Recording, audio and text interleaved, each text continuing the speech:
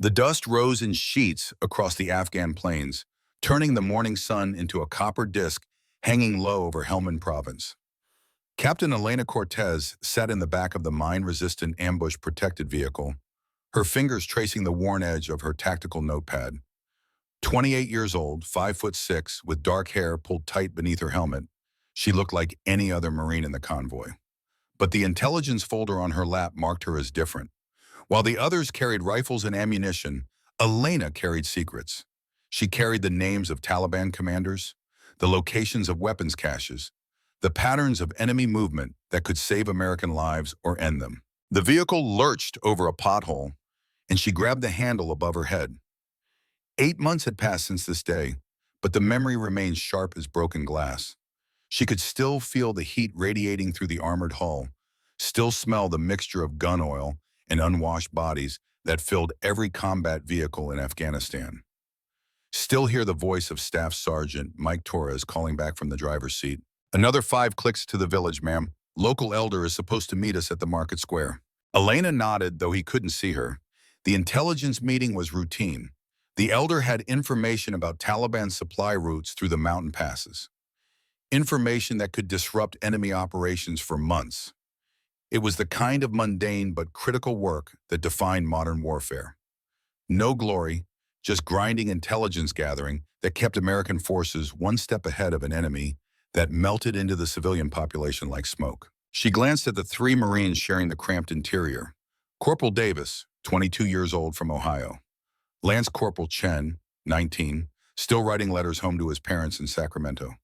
Private First Class Williams, 23, who kept a photo of his newborn daughter tucked into his helmet band. And in the vehicle ahead, riding with the squad leader, was Army Specialist Amy Holloway, 23 years old, combat medic, sent to support the Marine Patrol because their own corpsman was on leave. Elena had met her twice. Quiet girl, professional, with kind eyes and quick hands that could start an IV line in a moving vehicle. The convoy slowed as they approached the village. Mud brick compounds lined both sides of the dirt road. Children appeared in doorways, watching with the careful wariness that marked every Afghan civilian who had survived years of war. An old man herded goats across their path, indifferent to the massive armored vehicles waiting for him to pass. This was the tedious reality of counterinsurgency. Long hours of boredom punctuated by moments of pure terror. Elena felt the tension in her shoulders. Something felt wrong. The street was too empty. The few civilians visible moved with purpose, not the casual rhythm of daily life. She leaned forward, about to key her radio, when the world exploded. The blast wave hit like a solid wall. The MRAP lifted and tilted, slamming back down at an angle that threw Elena against the bulkhead. Her helmet cracked against metal. Stars burst across her vision. The ringing in her ears drowned out everything else. She tasted copper. Her hands moved automatically, checking for injuries, finding her rifle, trying to orient herself in the chaos. Through the armored window, she saw the lead vehicle engulfed in flame. The IED had detonated directly beneath it. Black smoke poured skyward. Figures were moving, but she couldn't tell if they were her people or the enemy. Then the small arms fire started. The distinctive crack of AK-47s. The deeper thump of a PKM machine gun. Rounds hitting their vehicle with metallic pings that turned her blood to ice water. "Everybody out!" Torres was shouting. "Out, out, out!" The rear ramp dropped. Elena stumbled into blinding sunlight and choking dust. Her training took over. Find cover. Assess the situation. Return fire. She dove behind a low wall, bringing her M4 carbine up, scanning for targets. The ambush was textbook. IED to stop the convoy, then coordinated fire from multiple positions. Whoever planned this knew what they were doing. Movement to her left. 3 Marines from the lead vehicle were crawling away from the burning wreck. One was dragging another by his body armor. The third was limping badly, his leg dark with blood. Where was the fourth? Where was Amy Holloway? Then she saw them. 2 more Marines down in the kill zone, motionless in the dirt 30 meters from any cover. One was moving weakly. The other wasn't moving at all. Amy Holloway was pinned behind the burning vehicle, trying to reach the wounded, but cut off by machine gun fire that kicked up dirt every time she moved. Elena's mind calculated distances and angles with brutal clarity. The 2 Marines in the open were closest, maybe 25 meters. Amy was farther, 40 meters, blocked by the vehicle and suppressed by the machine gun. If Elena went for the closer casualties first, she could drag them to cover. 3 trips, maybe 4 minutes if she moved fast. But Amy might be dead by then. The machine gunner was focusing on her position, and the burning fuel could cook off ammunition or explode the fuel tank at any moment. The choice was geometry and time. Nothing more, nothing less. Elena broke from cover, sprinting in a crouch toward the first casualty. Rounds snapped past her head. One tugged at her sleeve. Another hit the ground so close that dirt peppered her face. She reached the Marine, grabbed his body armor, and dragged him backwards. He was dead weight, 180 pounds of muscle and gear that felt like 1,000. Her legs burned. Her lungs screamed. She pulled him behind the wall and went back. The second casualty was alive, conscious, his eyes wide with shock and pain. A tourniquet was already on his leg, but blood still seeped through his uniform. He tried to help as Elena dragged him, pushing with his good leg. Bullets walked a line toward them. She felt the impacts in the ground, coming closer, and threw herself flat, covering the wounded Marine with her body. The burst passed over them by inches. Back to cover. 2 down, 1 to go. The third Marine was heavier, unconscious, bleeding from his head. Elena's arms trembled as she grabbed him. Her back protested. Something in her knee popped but held. She pulled, staggered, pulled again. Torres appeared beside her, taking the man's other arm. Together they hauled him to safety. 3 saved, Amy Holloway still out there. Elena turned to go back, locked eyes with Torres for a fraction of a second, saw the calculation in his face. The math was changing. The Taliban were maneuvering. The machine gun was repositioning. If Elena went back out now, she might not make it. But Amy was still alive. Elena could see her moving behind the vehicle, trying to create a better defensive position. Could see her treating her own wounds, field dressing something on her arm. 23 years old, medic, trying to save others even while under fire herself. Elena took 1 step toward her. The second IED detonated. The blast caught Elena mid-stride, heat and pressure and pain all mixed together into something beyond description. She was flying, then she was on the ground. Then there was just red agony that consumed her entire left leg. She tried to scream but had no air. Tried to move but her body wouldn't respond. The world narrowed to a tunnel of gray static shot through with lightning bolts of pain. Somewhere in the chaos, someone was dragging her. Torres, probably. Strong hands under her arms, pulling her to cover. Voices shouting medical terms she couldn't process. Pressure on her leg that made her vision white out.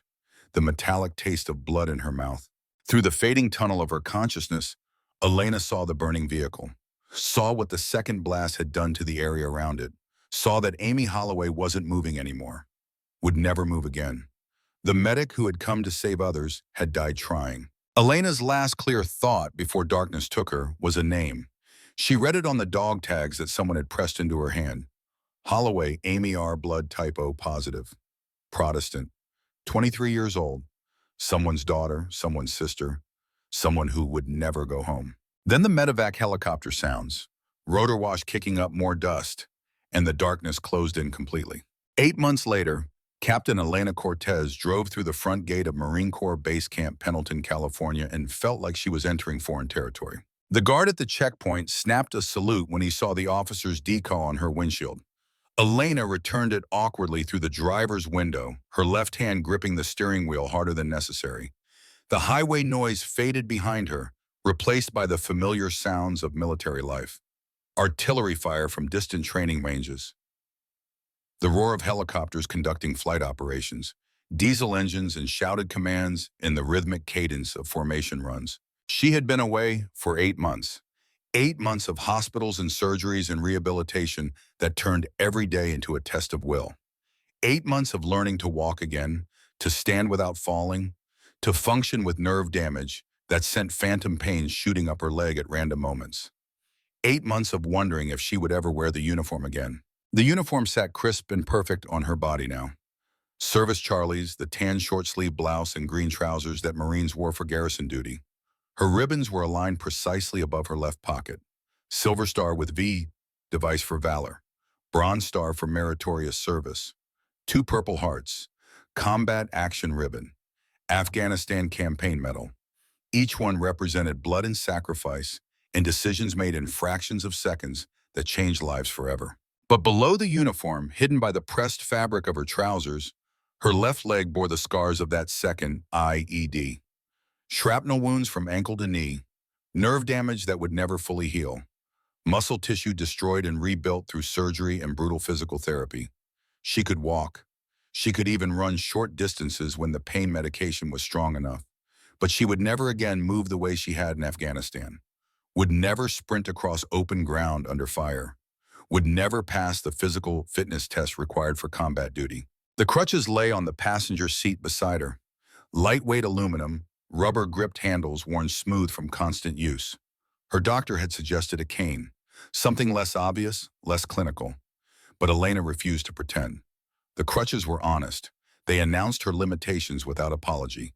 If people were going to judge her, let them judge the truth. She pulled into the parking lot outside the Intelligence Battalion headquarters. The building looked exactly as she remembered.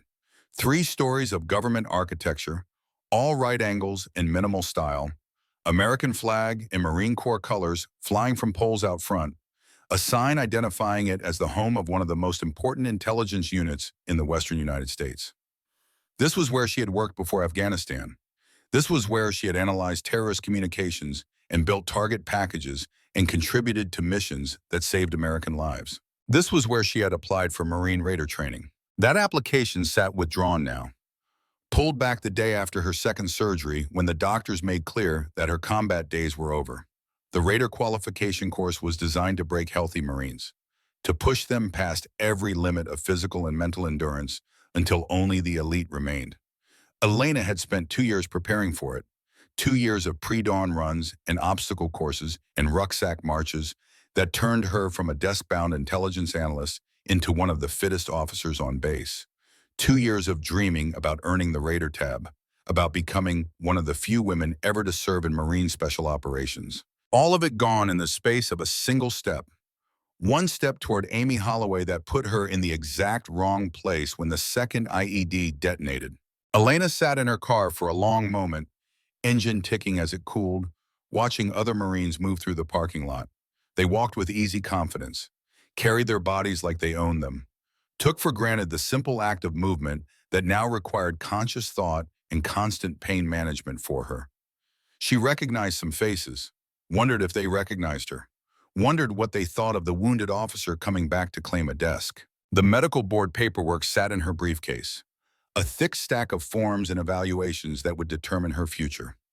The doctors recommended medical retirement, full disability, pension, health care for life, an honorable end to a career cut short by enemy action.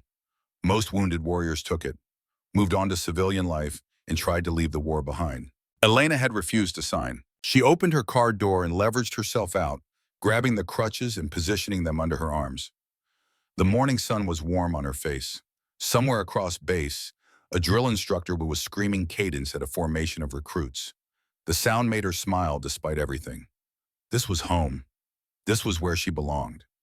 She would find a way to stay, even if it meant accepting limitations she had never imagined. The walk to the building entrance took concentration. The crutches clicked against the pavement with each step. Her left leg dragged slightly despite her best efforts to control it. 20 meters felt like 200, but she made it to the door and managed to pull it open while balancing her weight on one crutch. Small victories, that was what her physical therapist called them. Elena called them exhausting. The lobby was busy with morning traffic, officers heading to briefings, enlisted personnel checking in for duty. The smell of bad coffee drifted from a break room somewhere. Elena approached the main desk where a young Lance Corporal sat checking identification cards. He looked up as she approached, his eyes immediately dropping to the crutches before returning to her face. "Good morning, ma'am. Can I help you?" "Captain Cortez, I have a meeting with Colonel Patterson at 0900. The Lance Corporal checked his computer, nodded, and gestured toward the elevators. "Third floor, ma'am. Suite 310. "Thank you." She turned toward the elevators and immediately faced a new challenge. A group of Marines was entering the building behind her, young, fit, moving with the easy athleticism of warriors in their prime. She needed to get out of their way, but maneuvering in the crowded lobby while on crutches was like trying to dance in a phone booth. She pressed herself against the wall, letting them pass. Most nodded politely. One held the elevator door, small courtesies that somehow made her feel more broken. Colonel Patterson's office suite occupied a corner of the third floor with windows overlooking the training facilities. His secretary, a gunnery sergeant with 30 years of service written in the lines of his face, looked up as Elena entered. "Captain Cortez?" "Yes, Gunny." "The colonel is expecting you. Go right in." Colonel James Patterson stood as she entered, coming around his desk with his hand extended. 52 years old, graying at the temples, with the lean build of a career officer who still ran 5 miles every morning. His handshake was firm but not crushing. His eyes took in the crutches without comment. "Captain Cortez, welcome back. Please have a seat." Elena lowered herself into the chair carefully, propping the crutches against the armrest. Patterson returned to his seat behind a desk covered with neat stacks of folders and a computer monitor showing classified intelligence feeds. "I've been following your recovery," he said. "The doctors speak highly of your determination." "Thank you, sir. 8 months is a long time to be away from the mission. You must be eager to get back to work." "Yes, sir, very much so." Patterson opened one of the folders, scanning the contents with the kind of neutral expression that revealed nothing. Elena knew what was in that folder. Her medical evaluations, the recommendations for permanent limited duty status, the suggestion that she be assigned to administrative work pending medical board determination of her fitness for continued service. "I've reviewed your case with the staff," Patterson said. "Given your injuries and the limitations they impose, we've arranged a position for you in the analysis section. Low-stress environment, regular hours. You'll be working with strategic intelligence products, big picture stuff, no tactical requirements, no field deployment potential." The words were carefully chosen. Professional. But Elena heard what lay beneath them. They were moving her to the least demanding job available. The place where wounded officers went to wait out their final months before retirement. Work that any junior analyst could do. Work that would waste every bit of her experience and expertise. "Sir, I requested return to operational intelligence. I can still analyze tactical situations. I can still support field operations from here. My mind wasn't injured." Patterson's expression softened with something that might have been sympathy or pity. Elena couldn't tell which and wasn't sure which would be worse. "Captain, I understand your desire to continue at your previous level of responsibility, but we have to be realistic about your situation. You're on permanent pain medication. You can't stand for extended periods. You can't deploy if an operation requires it. You're a liability in any scenario that demands physical capability. Sir, intelligence work is mental, not physical. My injuries don't affect my ability to analyze communications, to identify patterns, to support operations. In peacetime, perhaps, but we're not in peacetime, Captain. We're in a long war that requires every Marine to be ready for anything. What happens if your analysis section comes under attack? If you need to evacuate quickly? If a mission requires you to deploy forward?" Elena felt anger rising in her chest. She forced it down, kept her voice level. "Sir, I spent 8 months learning to function with these injuries. I can do everything required for intelligence work. I'm asking for the chance to prove that." Patterson closed the folder with a soft thump that felt final. "The decision has been made, Captain. You'll report to the Strategic Analysis section on Monday. Lieutenant Colonel Williams runs that shop. He's expecting you. It's good work, important work. You'll be contributing to the mission." Contributing. The word stung like alcohol in a wound. Contributing was what you did when you couldn't actually lead, when you couldn't be trusted with real responsibility, when you were broken. "The medical board meets in 6 weeks," Patterson continued. "Until then, settle into your new position. Take it easy. You've earned your rest, Captain. You've done your part for the Corps." Earned your rest, done your part. Past tense, as if her service was already over. As if the only thing left was the formality of signing papers and collecting a pension. Elena stood, gathering her crutches with movements that had become automatic. "Thank you for your time, sir." "Captain." Patterson stood as well. "For what it's worth, I think you are one of the finest intelligence officers I've served with. Your work in Afghanistan was exceptional. But the hard truth is that war damages people in ways we can't always fix. Sometimes the bravest thing is accepting when our time in uniform is over." She wanted to argue, wanted to tell him that she wasn't done, that she still had years of service left to give, but the words would have been pointless. The decision was made. She was being sidelined, gently, professionally, with all the appropriate concern for her well-being, but sidelined nonetheless. Understood, sir. Is there anything else? That's all, Captain. Welcome back. Elena left the office, moving carefully through the suite and back to the elevators. The anger was still there, burning beneath her professional composure. 8 months of fighting through pain and learning to walk again, and this was her reward. A desk job for broken officers. A waiting room before the medical board made official what Patterson clearly already believed, that she was finished as an operational Marine. She needed her gear from her old locker. Personal items left behind when she deployed to Afghanistan a lifetime ago. The building had a small fitness facility in the basement. Nothing fancy, just a weight room and locker area for personnel to use during lunch breaks. Her old locker was probably empty by now, cleared out and reassigned. But she had to check, had to reclaim whatever fragments remained of the person she used to be. The elevator descended to the basement level. The doors opened onto a corridor that smelled of sweat and rubber floor mats. She could hear the clang of weights, the rhythmic slap of jump ropes, the grunts of Marines pushing themselves through another workout. The sounds of physical excellence that now belonged to someone else's life. The locker room entrance had a heavy door that required 2 hands to open. Elena positioned her crutches under one arm and grabbed the handle with her free hand, pulling hard. The door swung open just as someone pushed from the other side. She stumbled, nearly losing her balance, dropping one crutch with a clatter that echoed in the corridor. "Watch yourself, ma'am." A group of 8 Marines emerged from the fitness facility, all male, all in their 20s and early 30s, all wearing the unit patches of Marine Raiders, Special Operations Forces, the elite warriors who did the Corps' most dangerous work. They wore workout clothes damp with sweat, their bodies showcasing the kind of physical conditioning that Elena used to take for granted. The man who spoke was a staff sergeant, judging by the rank insignia visible on his gym bag. 30-ish, maybe 6'2", built like he was carved from granite. His arms were covered with tattoos, deployment dates, unit insignias, the kind of ink that told a story of years spent at war. His eyes swept over Elena, taking in the crutches, the struggle with the door, the obvious limitation. Elena bent to retrieve the dropped crutch, her face burning with embarrassment. Before she could reach it, one of the younger Marines picked it up and handed it to her. Corporal rank, Asian features, kind eyes that showed more sympathy than she wanted to see. "Here you go, ma'am." "Thank you, Corporal." The staff sergeant hadn't moved. He stood in the doorway, blocking her path, studying her with an expression that mixed curiosity and something else, something colder. His buddies were watching, waiting to see what would happen. The moment stretched uncomfortable and long. "You're the new arrival," the staff sergeant said. Not a question, a statement. "I'm assigned here, yes." "Captain Cortez, right? Intelligence officer." "That's correct." He nodded slowly, his gaze dropping to the crutches again before returning to her face. "You planning to use the gym, ma'am?" The question carried an edge.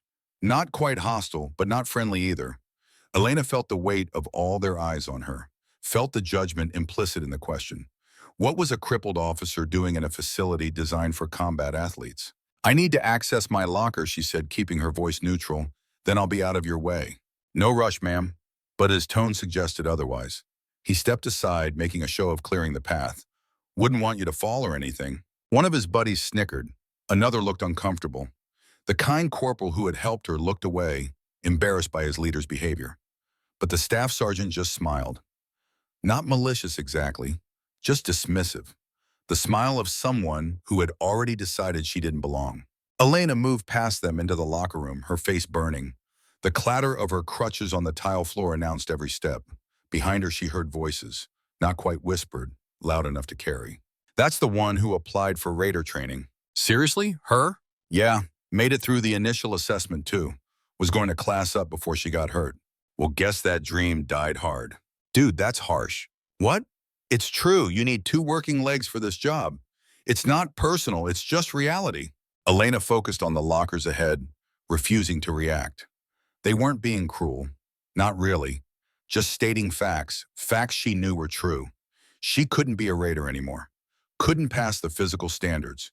Couldn't run the obstacle courses or conduct the forced marches or do any of the 1,000 physical tasks that special operations demanded. They were right. Her dream was dead. She found her old locker by memory. Number 43. The combination lock was still in place. She worked the dial with shaking hands.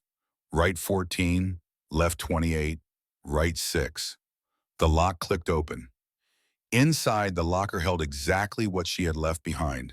Spare uniforms, running shoes she would never use again, a photo of her family tucked into the corner, and at the bottom, a folder containing her Raider training application.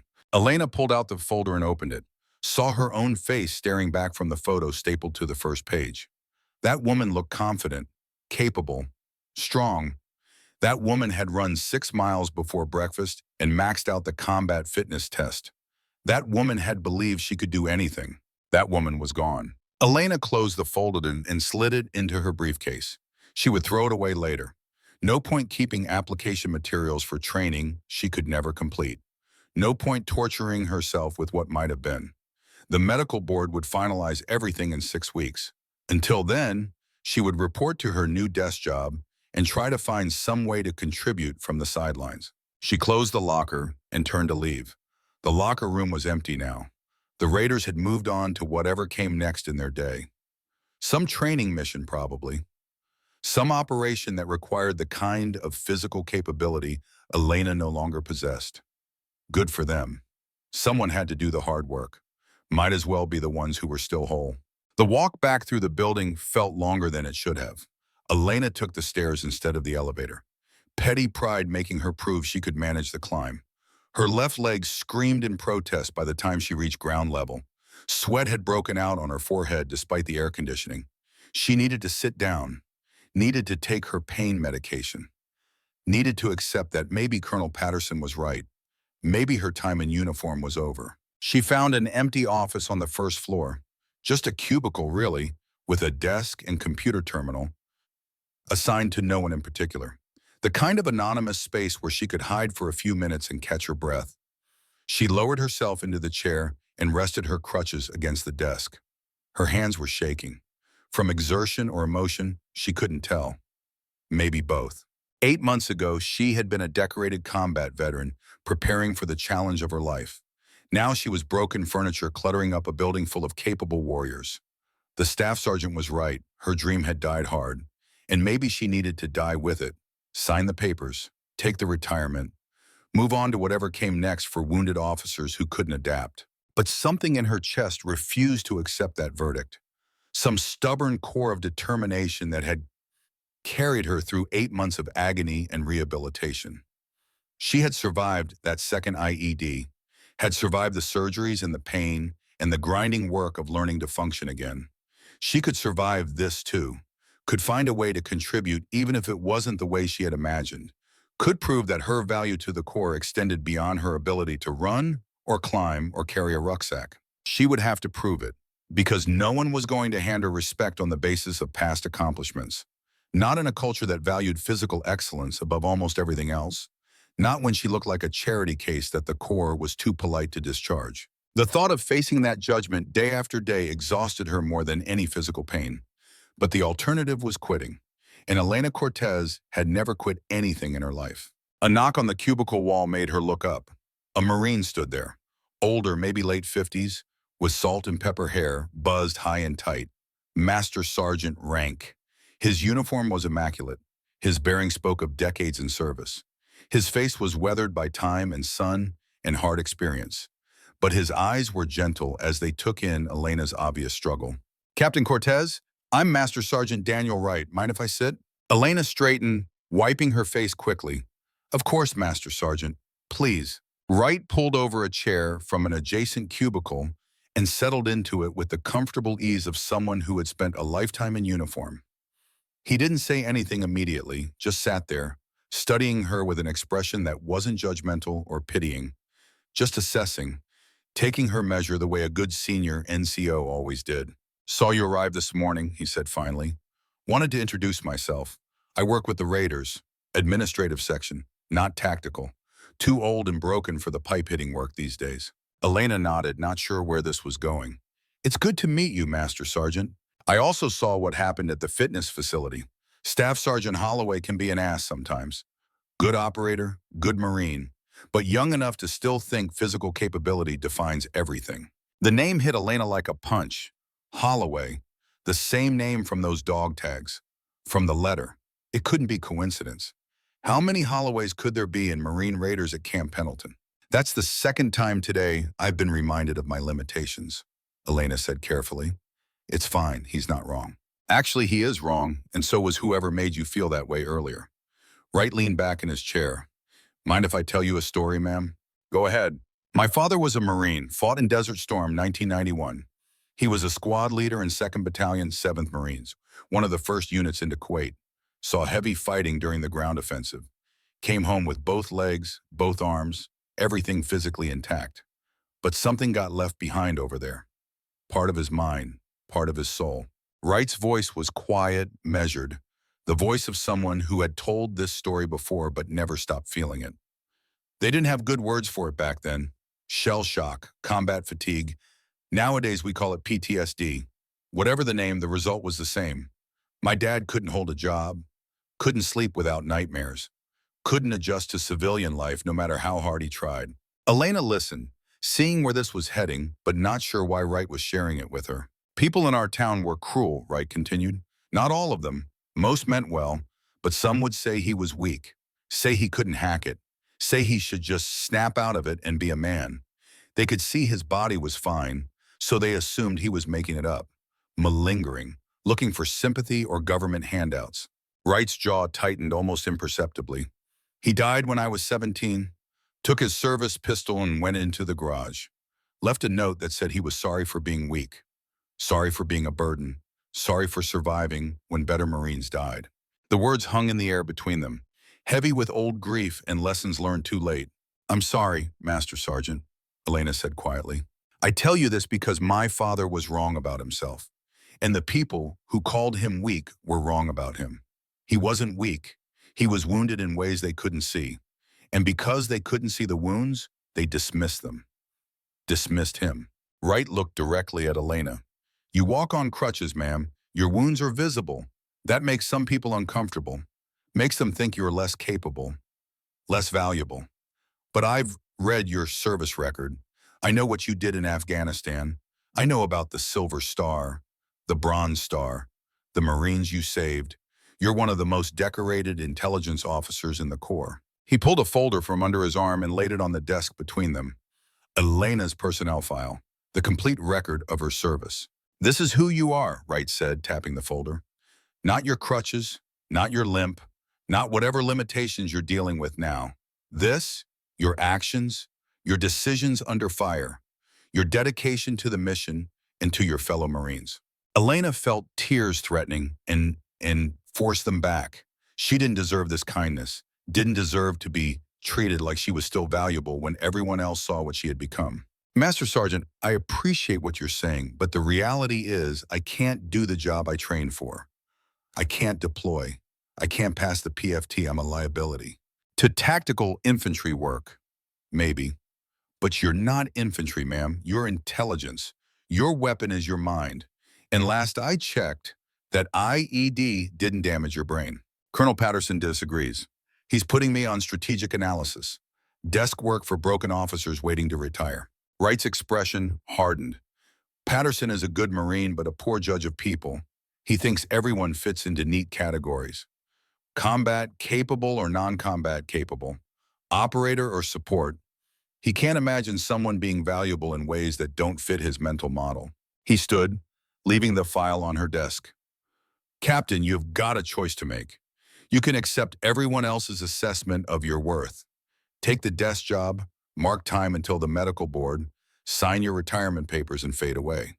That's the easy path. No one would blame you. Wright moved toward the door, then paused. Or you can fight. Prove that your value to this Corps goes beyond your ability to run an obstacle course. Show everyone that wounded doesn't mean worthless, that limitations can be overcome, that Marines adapt and improvise and win even when circumstances aren't ideal. He looked back at her one more time. My father gave up, believed what people said about him, believed he was broken and useless. He was wrong, but he never figured that out. I'm hoping you're smarter than he was, ma'am. Then he was gone, leaving Elena alone with her thoughts and his father's ghost. She opened the file he had left, saw her own face on the identification page, saw the chronology of her service, each duty station, each deployment, each award and decoration. Saw the written records of missions she had supported, intelligence products that had led to the capture of high-value targets, analysis that had prevented attacks and saved American lives. Work that mattered, work that she was still capable of doing if anyone would let her. The bottom of the file contained copies of her medal citations. She had read them before, but never all at once, never as a complete narrative of her service. The Bronze Star citation mentioned her analysis work in Kandahar province, how her identification of a Taliban communication network led to the disruption of 3 major attacks, how her dedication and expertise directly contributed to the safety of coalition forces. The Silver Star citation was harder to read. The clinical language tried to capture what had happened that day in Helmand province, but words couldn't convey the reality. The heat and noise and fear and split-second decisions that left 3 Marines alive and 1 medic dead. The citation praised her extraordinary heroism, called her actions selfless and courageous, said she embodied the finest traditions of Marine Corps service. But it didn't mention Amy Holloway by name, didn't say that Elena had chosen to save the 3 closest casualties first, didn't describe the moment when the second IED detonated and Elena knew with absolute certainty that she had failed to save the medic. That math and geometry had forced a decision that left a 23-year-old dead in the dirt. Elena closed the file and sat in the quiet office, feeling the weight of everything that had happened and everything that lay ahead. The anger was still there. Anger at Patterson for sidelining her.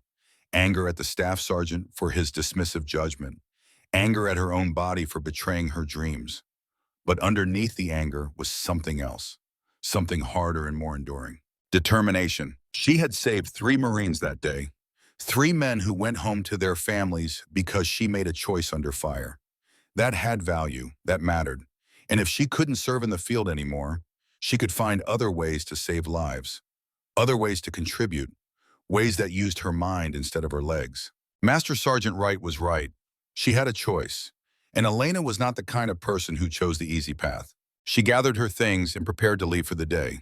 Tomorrow she would report to her new desk job and begin the work of proving everyone wrong about her. But today she needed rest, needed to take her medications and manage her pain and prepare for whatever challenges lay ahead. The walk to her car was easier than the morning's arrival, muscle memory and determination carrying her forward. The parking lot was mostly empty now, the day shift ending, the evening quiet settling over the base. She reached her car and was fumbling with her keys when her phone buzzed. A text message from Marcus Cortez, her younger brother, 24 years old, Marine lieutenant, infantry officer currently deployed to the U.S.-Mexico border conducting counter-narcotics operations, the only family she had on the West Coast, and one of the few people who understood what military service meant. The message was short. "Hey sis, heard you're back at Pendleton. Sorry I can't be there. Border op got extended. Should be back in 2 weeks. Stay strong. Love you." Elena smiled despite everything. Marcus was a good kid, good man, she corrected herself.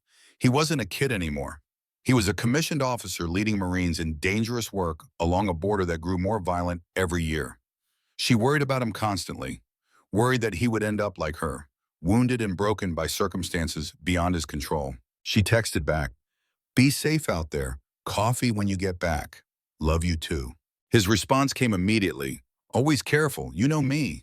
That was the problem. She did know him, knew he was brave and competent and exactly the kind of officer who took risks to protect his Marines. The kind of officer who might make the same choice she had made in Afghanistan.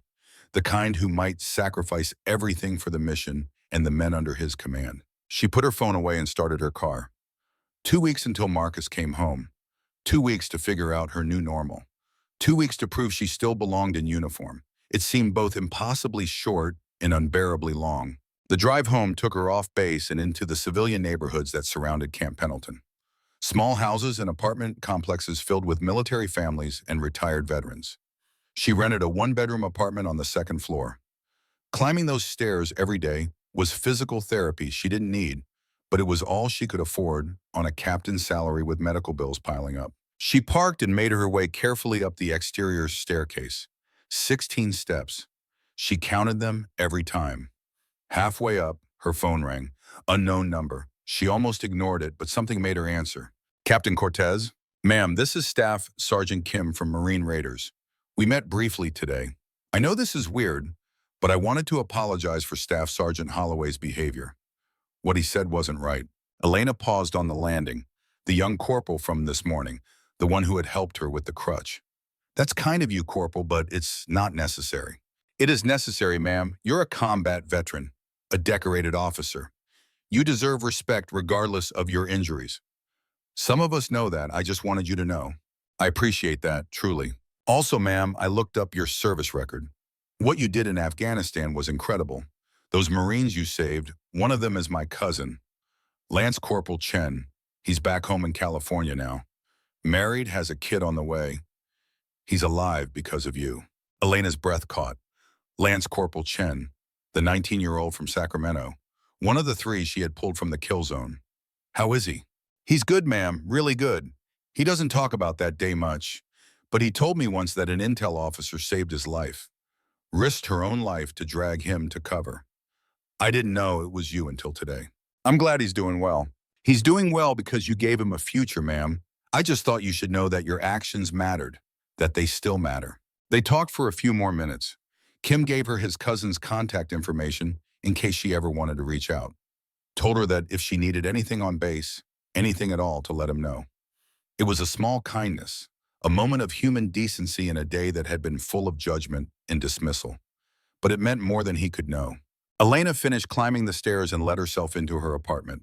Small living room, tiny kitchen, bedroom barely big enough for a bed and dresser. But it was hers, her sanctuary away from the base and the stairs and the constant reminder of everything she had lost. She dropped her briefcase on the couch and noticed something on the small dining table. An envelope, official mail that had been forwarded from Walter Reed Medical Center, where she spent months recovering. The return address showed no name, just a street address in Portland, Oregon. Elena opened it carefully. Inside was a single sheet of notebook paper covered in neat handwriting. A woman's handwriting. The letter was dated 6 months earlier. Dear Captain Cortez, you don't know me, but I know about you.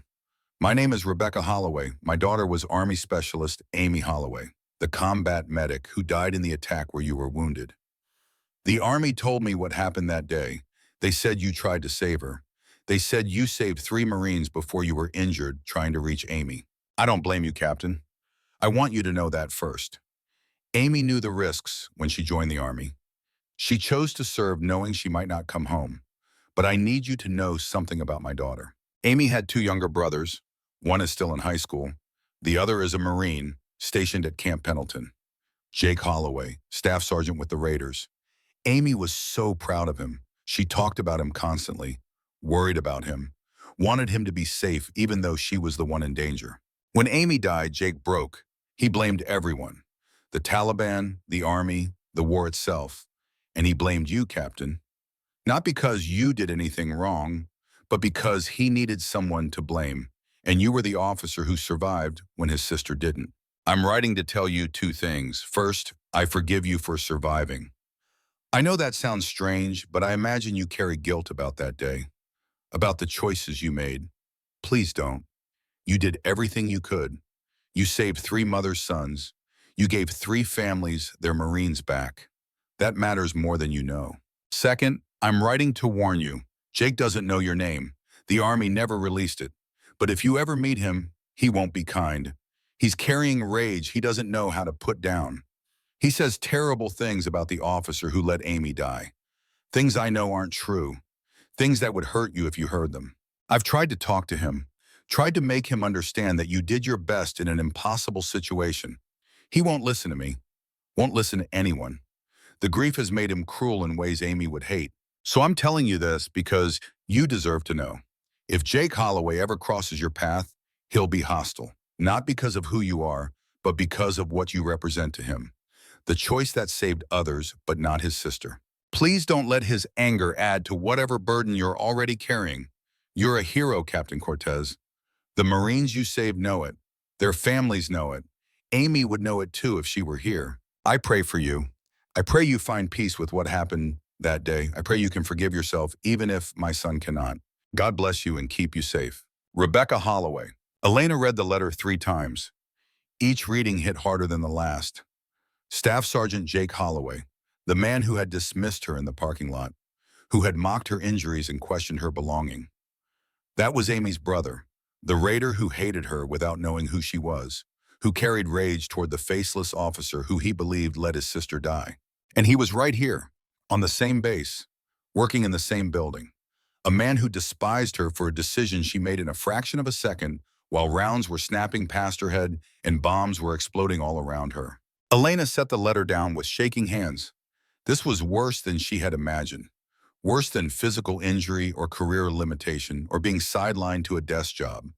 This was facing daily judgment from a man who believed she was responsible for his sister's death. A man who would never forgive her because he couldn't forgive himself for not being there, for not saving Amy when it mattered. The letter said he didn't know her name, but how long would that last? How long before someone mentioned Captain Cortez, the wounded intel officer just back from Afghanistan? Before someone connected the dots and told Jake that the woman on crutches was the officer from that day in Helmand province? What would he do then? Elena didn't know, but she knew she would have to face it, would have to look into the eyes of Amy Holloway's brother and see his grief and rage and hatred, would have to carry that weight on top of everything else she was already carrying. She limped to her bedroom and sat on the edge of the bed. Her leg was screaming now. The pain medication had worn off hours ago. She needed to take more, but she resisted. Hated the foggy feeling it gave her, hated being dependent on chemicals to function. But the alternative was agony that made sleep impossible. She dry swallowed 2 pills and lay back, staring at the ceiling. Tomorrow she would start her new job, would begin the work of proving she still had value despite her limitations, would navigate a world where she was judged every moment for what she could no longer do instead of what she could still accomplish.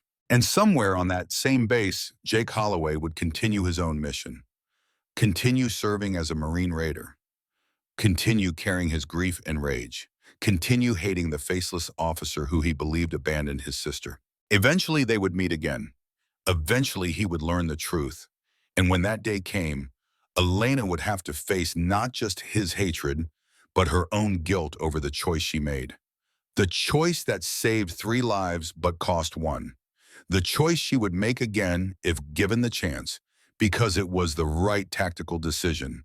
But a choice that would haunt her forever nonetheless. The medication was starting to work, the sharp edges of pain dulling to a manageable ache. Elena closed her eyes and tried not to think about tomorrow. Tried not to think about Jake Holloway or Colonel Patterson or the medical board that would determine her future. Tried not to think about Amy Holloway dying alone in the dirt while Elena was pulled to safety. But sleep, when it finally came, brought the dreams it always brought. The heat and noise and chaos of that day in Afghanistan. The weight of wounded Marines as she dragged them to cover. The sound of the second IED detonating. And Amy Holloway's face, forever frozen at 23. Forever beyond saving. Forever Elena's failure. Tomorrow would bring new challenges. New battles to fight. New ways to prove herself in a world that had decided she was broken. But tonight, in the darkness of her small apartment, Elena Cortez was just another wounded warrior trying to figure out how to keep serving when everyone told her to quit. She wouldn't quit, couldn't quit, not while Marines like Lance Corporal Chen were alive, because she made the right choice under fire. Not while Jake Holloway needed someone to show him that his sister's death had meaning. Not while she still had something to contribute to the Corps that had given her everything. The medical board could make their determination in 6 weeks. Colonel Patterson could assign her to whatever desk he thought appropriate. Jake Holloway could hate her for surviving when Amy didn't. But Elena would keep fighting, keep proving her worth, keep serving with whatever capability she had left. Because that was what Marines did. They adapted. They overcame. They accomplished the mission even when wounded and broken and facing impossible odds. And Captain Elena Cortez was still a Marine. 1 week passed like water through clenched fingers. 7 days of proving herself in ways that no one seemed to notice or care about. 7 mornings of arriving before dawn to review intelligence reports that other analysts had already processed. 7 afternoons of building detailed threat assessments that disappeared into the bureaucratic machine without acknowledgement. 7 evenings of returning to her small apartment with her legs screaming and her pride battered and her determination slowly eroding under the weight of professional irrelevance. The strategic analysis section occupied a corner of the second floor where natural light barely penetrated. 12 cubicles arranged in neat rows, each occupied by an intelligence analyst working on long-term projections and theater-wide assessments. Important work, Colonel Patterson had said, critical to strategic planning. But Elena could see the truth in the eyes of her new colleagues. This was where the Corps sent officers who couldn't function in operational roles. The wounded, the burned out, the waiting to retire. A professional hospice for careers that were ending, but not yet officially dead. Lieutenant Colonel Williams ran the section with distant professionalism. A good officer, competent and thorough, but clearly uncomfortable with his newest addition. He assigned Elena to North Korean ballistic missile analysis, work that required her to study satellite imagery and technical intelligence reports about weapons systems half a world away. Work that had no immediate operational impact. Work that a fresh lieutenant could do just as well. She completed her assignments with mechanical precision, built her reports with the same attention to detail that had earned her commendations in Afghanistan. But the fire that used to drive her work was dimming. What was the point of analyzing missile trajectories when Marines were fighting and dying in actual combat zones? What did satellite photos of launch facilities matter when her expertise in human intelligence and tactical analysis was being wasted? The other analysts were polite but distant. They made small talk about weekend plans and complained about the air conditioning and discussed their retirement timelines. Most had 20 or more years of service. Most were counting down to the day they could leave the uniform behind. None of them seemed to care that their work lacked urgency or meaning. They had made peace with irrelevance, had accepted that their contribution was behind them. Elena couldn't accept that, wouldn't accept that, but she also didn't know how to change it. The pain was constant now. Her left leg had developed a dull ache that never quite disappeared no matter how much medication she took. The doctor said it was nerve damage, said she would have to learn to live with it, said the pain might eventually fade or might stay with her forever. There was no way to know, no way to fix it. Just endless physical therapy and pain management and acceptance of limitations she had never imagined. She still went to physical therapy 3 times a week, still pushed herself through exercises that left her exhausted and discouraged. The therapist was encouraging in that relentlessly positive way that made Elena want to scream. Every small improvement was celebrated. Every setback was reframed as a learning opportunity. But the truth was unavoidable. She was improving, but she would never be whole, would never run without pain, would never move the way she once did. The therapist kept suggesting she try adaptive sports, wheelchair basketball, hand cycling, activities designed for wounded warriors to stay active despite their injuries. Elena had tried to explain that she didn't want adaptive anything. She wanted her old life back, wanted her old body back, wanted to rewind time 8 months and make different choices that left her unbroken. But time moved in only one direction, and the past stayed stubbornly unchangeable. On the 5th day of her second week, Sergeant Maria Vasquez appeared at her cubicle, 29 years old, Latina, with quick, intelligent eyes and the kind of technical expertise that made her invaluable to any intelligence operation.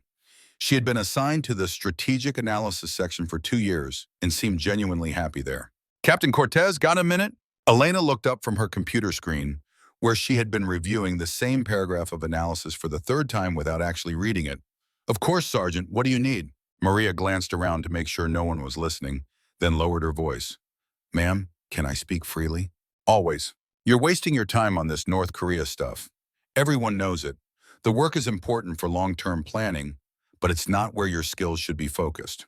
Elena leaned back in her chair, surprised by the sergeant's directness. "What do you mean?" "I've been reading your work from Afghanistan, ma'am. The communication analysis you did in Kandahar province was brilliant. The way you identified patterns in terrorist networks, the way you predicted their operations based on fragments of intercepted traffic, that's real intelligence work. That's what you should be doing." "Lieutenant Colonel Williams assigns the work, Sergeant. I go where I'm told." "I know, ma'am, but there's other work happening on base. Operational work. The kind that needs someone with your expertise." Maria pulled a folder from under her arm. "I took the liberty of reviewing current intelligence gaps in the Southwest region. Cartel activity along the border has increased 40% in the last 6 months. They're using sophisticated communication methods. Encryption we're having trouble breaking. Operational security that suggests military training. Elena took the folder and scanned the first few pages. Maria was right. The patterns were obvious to anyone with experience in asymmetric warfare. The cartels were employing the same tactics that insurgents used in Iraq and Afghanistan. Cell structure, compartmentalized operations, advanced counter-surveillance. Someone was training them, someone with military or intelligence background. This is good analysis, Sergeant. Have you briefed Lieutenant Colonel Williams? He's not interested, ma'am. Says it's outside our scope. Says we should focus on our assigned theater. Maria's frustration was evident. But Marines are getting killed on the border. Operations are failing because we don't understand how the cartels are operating. We need better intelligence. We need someone who can think like an enemy commander instead of just processing satellite imagery. The challenge in Maria's words was clear. She was asking Elena to do something, to step outside her assigned lane and engage with real operational problems, to use her skills for work that mattered instead of grinding through bureaucratic busywork. What are you suggesting, Sergeant? I'm suggesting we analyze this on our own time, ma'am. Build a better picture of cartel operations, identify their communication methods and leadership structure, develop intelligence products that could actually save lives. Maria met her eyes directly. I know you're on limited duty. I know you're supposed to be taking it easy. But I also know you're not the kind of officer who sits on the sidelines when there's work to be done.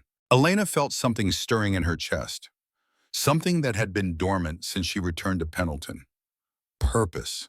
The sense that her skills could still make a difference, that she could still contribute in ways that mattered. All right, Sergeant, show me what you have. They worked through lunch that day. Maria had been collecting intelligence fragments for months, intercepted communications, border patrol reports, DEA analysis. She had organized it all into a coherent picture that revealed sophisticated cartel operations across the entire Southwest region. Operations that were succeeding because American forces didn't understand the enemy's structure or methods. Elena recognized the patterns immediately. Cell-based organization, dead drops and cutouts to prevent compromise, radio communication using modified military encryption, surveillance and counter-surveillance techniques. This wasn't amateur drug trafficking. This was professional military operation being run by someone with advanced training. Who's running their intelligence? Elena asked, studying the intercept logs. Unknown, ma'am. But whoever it is knows our tactics, knows our procedures. Multiple operations have been compromised before execution. Someone is leaking our operational plans. A mole, inside the military or law enforcement, feeding information to the cartels. Elena had hunted moles in Afghanistan, had learned to identify the patterns of betrayal. The same patterns were visible here if you knew where to look. We need to build a profile, Elena said, her mind already racing through possibilities. Cross-reference who had access to compromised operations. Look for financial anomalies. Unusual communication patterns. Someone is selling intelligence and they're leaving tracks. Maria smiled for the first time. That's what I was hoping you'd say, ma'am. They worked until late evening, building databases, creating link analysis charts, developing intelligence products that were far beyond the scope of their official assignments. Elena felt alive in a way she hadn't since before Afghanistan. Her mind was engaged. Her expertise was being used. The work mattered. When she finally left the building that night, her leg was throbbing from sitting too long without moving, but her spirit felt lighter than it had in weeks. Maybe she could find a way to contribute after all. Maybe strategic analysis didn't have to mean professional irrelevance. 3 floors below Elena's cubicle, in a different part of the same building, Staff Sergeant Jake Holloway was having a very different kind of day. The Marine Raider training facility occupied 30 acres of Camp Pendleton's roughest terrain. Obstacle courses designed to break bodies and spirits. Shooting ranges where the only acceptable standard was perfection. Mock villages for close quarters battle training. Every square foot of ground was dedicated to creating warriors capable of operating in the world's most dangerous environments. Jake loved it, had loved it for 12 years. The physical challenge, the mental toughness required, the brotherhood of men who pushed each other to excel. Being a Raider defined who he was, gave him purpose and identity and a place in the world where his skills mattered. But lately the work felt hollow. The training that used to energize him now felt mechanical. He went through the motions with professional competence, but the fire that used to drive him was gone. replaced by a cold anger that burned steady and mean in the center of his chest. Amy had been dead for 8 months. 8 months since the telegram arrived at his apartment. 8 months since he flew home to Portland for the funeral. 8 months since he watched them lower his sister into the ground while their mother sobbed and their younger brothers stood silent and stunned. 8 months of carrying rage he didn't know how to put down. The Marine Corps had given him the details in that clinical way the military described death. Ambush, IED, killed in action. But Jake had pressed for more, had demanded to know everything about how his sister died, had needed to understand why she wasn't coming home. A captain had tried to save her, they said. A Marine intelligence officer who dragged 3 wounded Marines to safety before being wounded herself trying to reach Amy. The captain survived. Amy didn't. The math was simple and brutal. 3 Marines lived because the captain chose them first. 1 Army medic died because she was farther away and time ran out. The captain's name was classified. Operational security, they claimed. But Jake knew the truth. They wouldn't tell him because they were protecting the officer who let his sister die. Protecting the person who decided Amy's life was worth less than those 3 Marines. His mother had tried to reason with him, had tried to explain that the captain made the only choice possible under the circumstances, had even written to the officer, forgiving her for surviving when Amy didn't. But Jake couldn't forgive, wouldn't forgive. His sister was dead because someone decided to save others first. That was the reality. Everything else was just excuse and justification. The anger made him cruel. He knew it, but couldn't stop it. Made him lash out at people who didn't deserve it. Made him judge and dismiss and hurt others the way he was hurting. Like that wounded captain he had encountered at the gym. The woman on crutches struggling with a simple door. He had been vicious to her, had mocked her injuries and questioned her worth, had taken out his rage on a fellow Marine who was clearly dealing with her own trauma. Gunnery Sergeant Tommy Burke had called him on it, had told him he was out of line, had suggested Jake needed to talk to someone about the grief he was carrying. But Jake didn't want to talk, didn't want to process or heal or move on. He wanted to stay angry, wanted to hate the faceless captain who let Amy die, because anger was easier than grief and hatred was easier than acceptance. "Holloway, you're drifting." Master Sergeant Daniel Wright's voice cut through Jake's thoughts. The older Marine stood 20 feet away on the shooting range, watching Jake miss targets he should hit with his eyes closed. Jake lowered his rifle and cleared the chamber. "Sorry, Master Sergeant, I'll tighten up."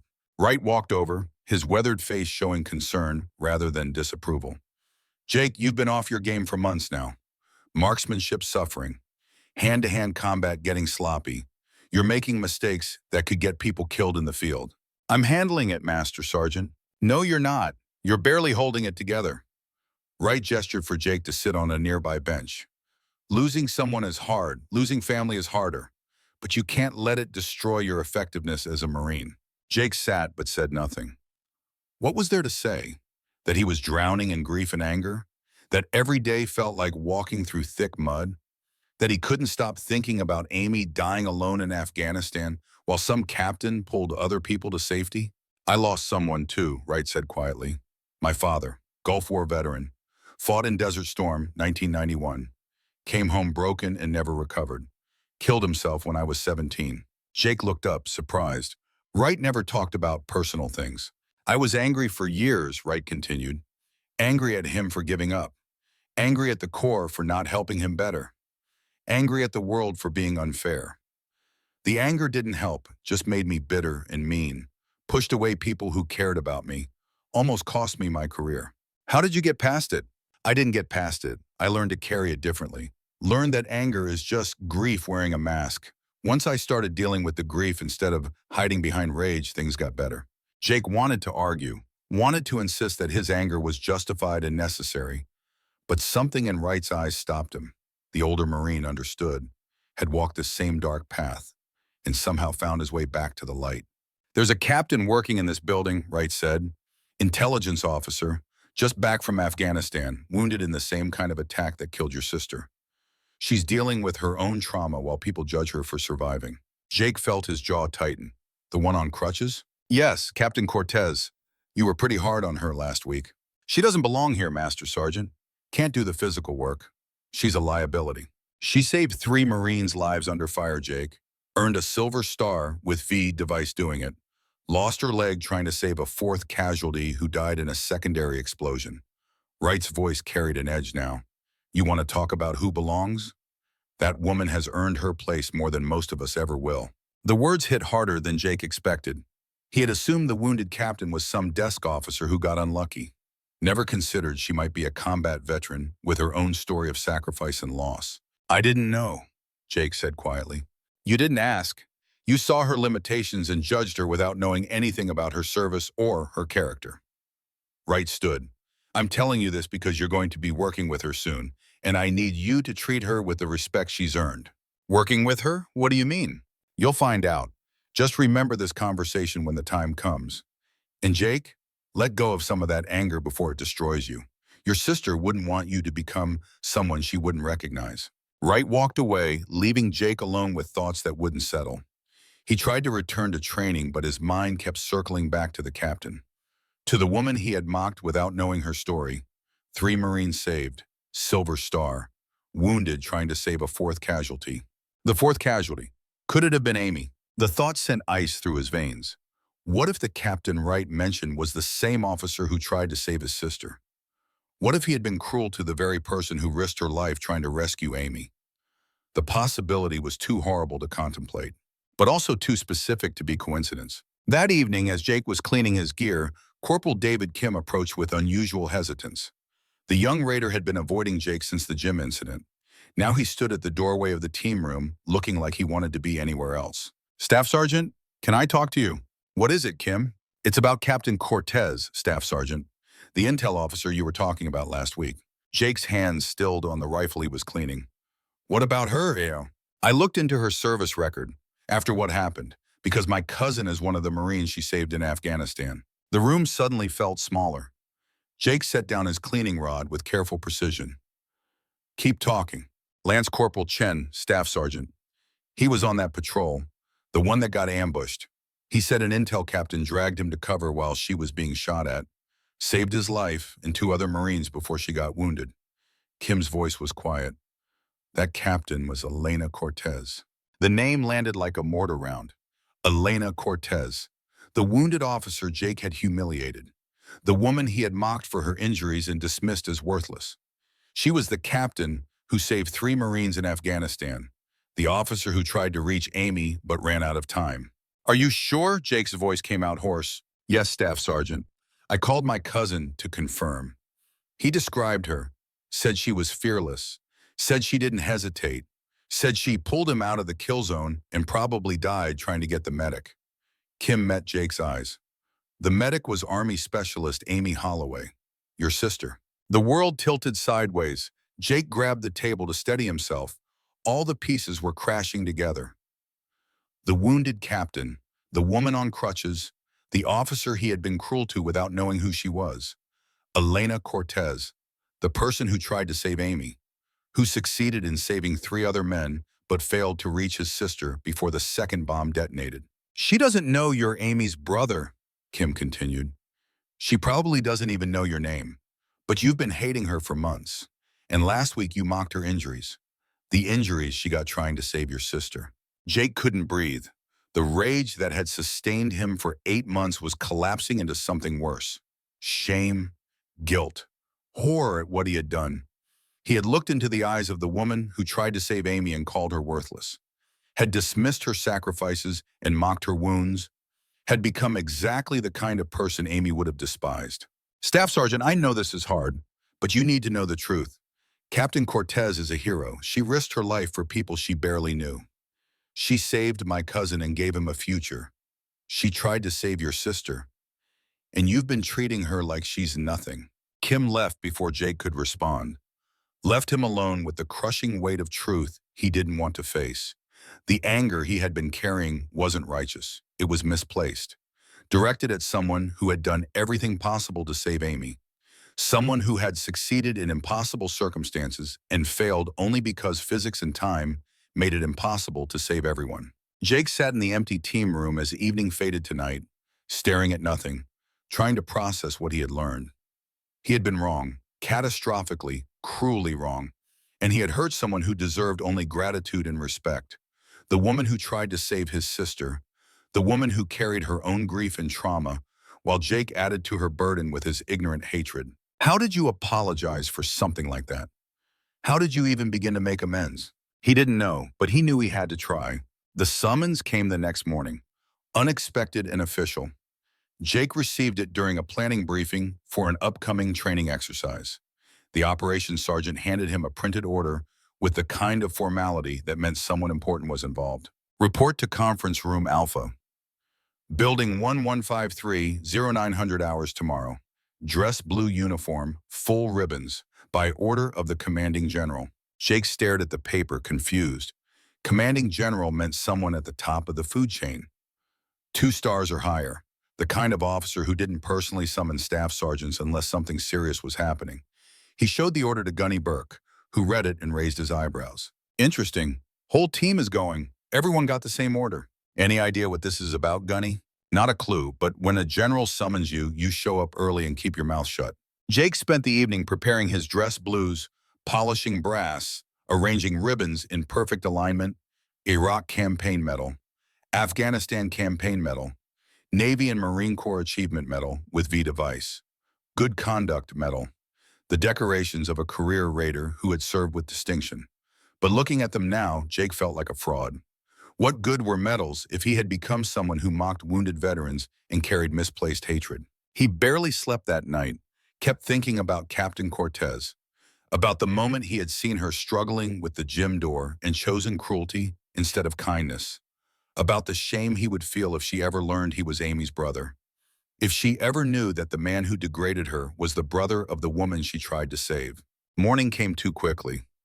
Jake dressed with mechanical precision, checked his uniform 3 times, left his apartment early to ensure he arrived before the required time. The whole team assembled in the parking lot outside the headquarters building. 8 raiders in dress blues, looking professional and uncertain. Master Sergeant Wright was already there, also in dress uniform. He caught Jake's eye and nodded once.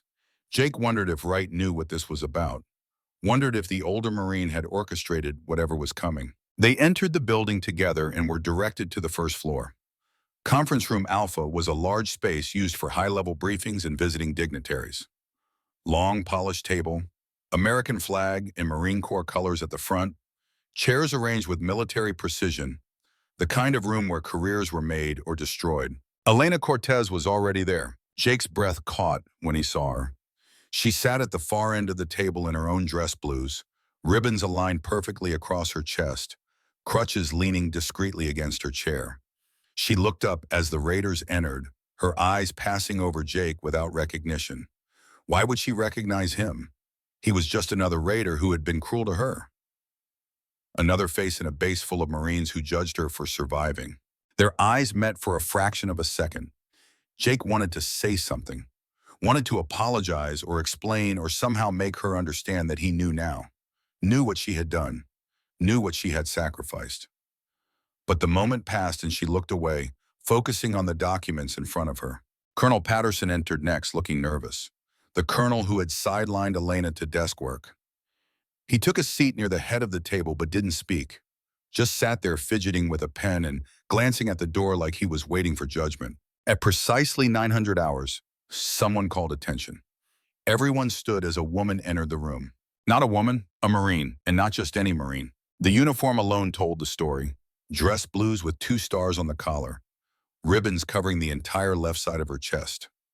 Purple Heart, Bronze Star with V device, Silver Star, decorations earned through decades of combat service, short silver hair perfectly groomed, steel gray eyes that swept the room and took measure of everyone present.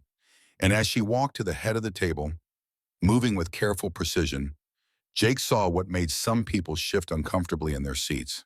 The general's left sleeve was pinned up, empty from the elbow down, missing arm. Seats, Marines. Her voice carried absolute authority tempered with warmth. Everyone sat. Jake's mind was racing. A 2-star general with a missing arm. A woman who had clearly served in combat and risen to senior leadership despite catastrophic injury. His eyes went to Elena, who was staring at the general with an expression of surprise and something that looked like hope. The general opened a folder and surveyed the room before speaking. Her gaze lingered on Jake for a moment, and he felt like she could see straight through him, to every cruel thought and action he had carried. I am Major General Patricia Coleman, Deputy Commander of Marine Corps Intelligence. I've called this meeting to address several important matters. But before we begin official business, I want to tell you all a story. She walked slowly around the table. The missing arm was impossible to ignore, but she moved with such confidence that it became just another fact about her rather than a limitation. 20 years ago, I was a captain leading a Marine Raider team in Iraq.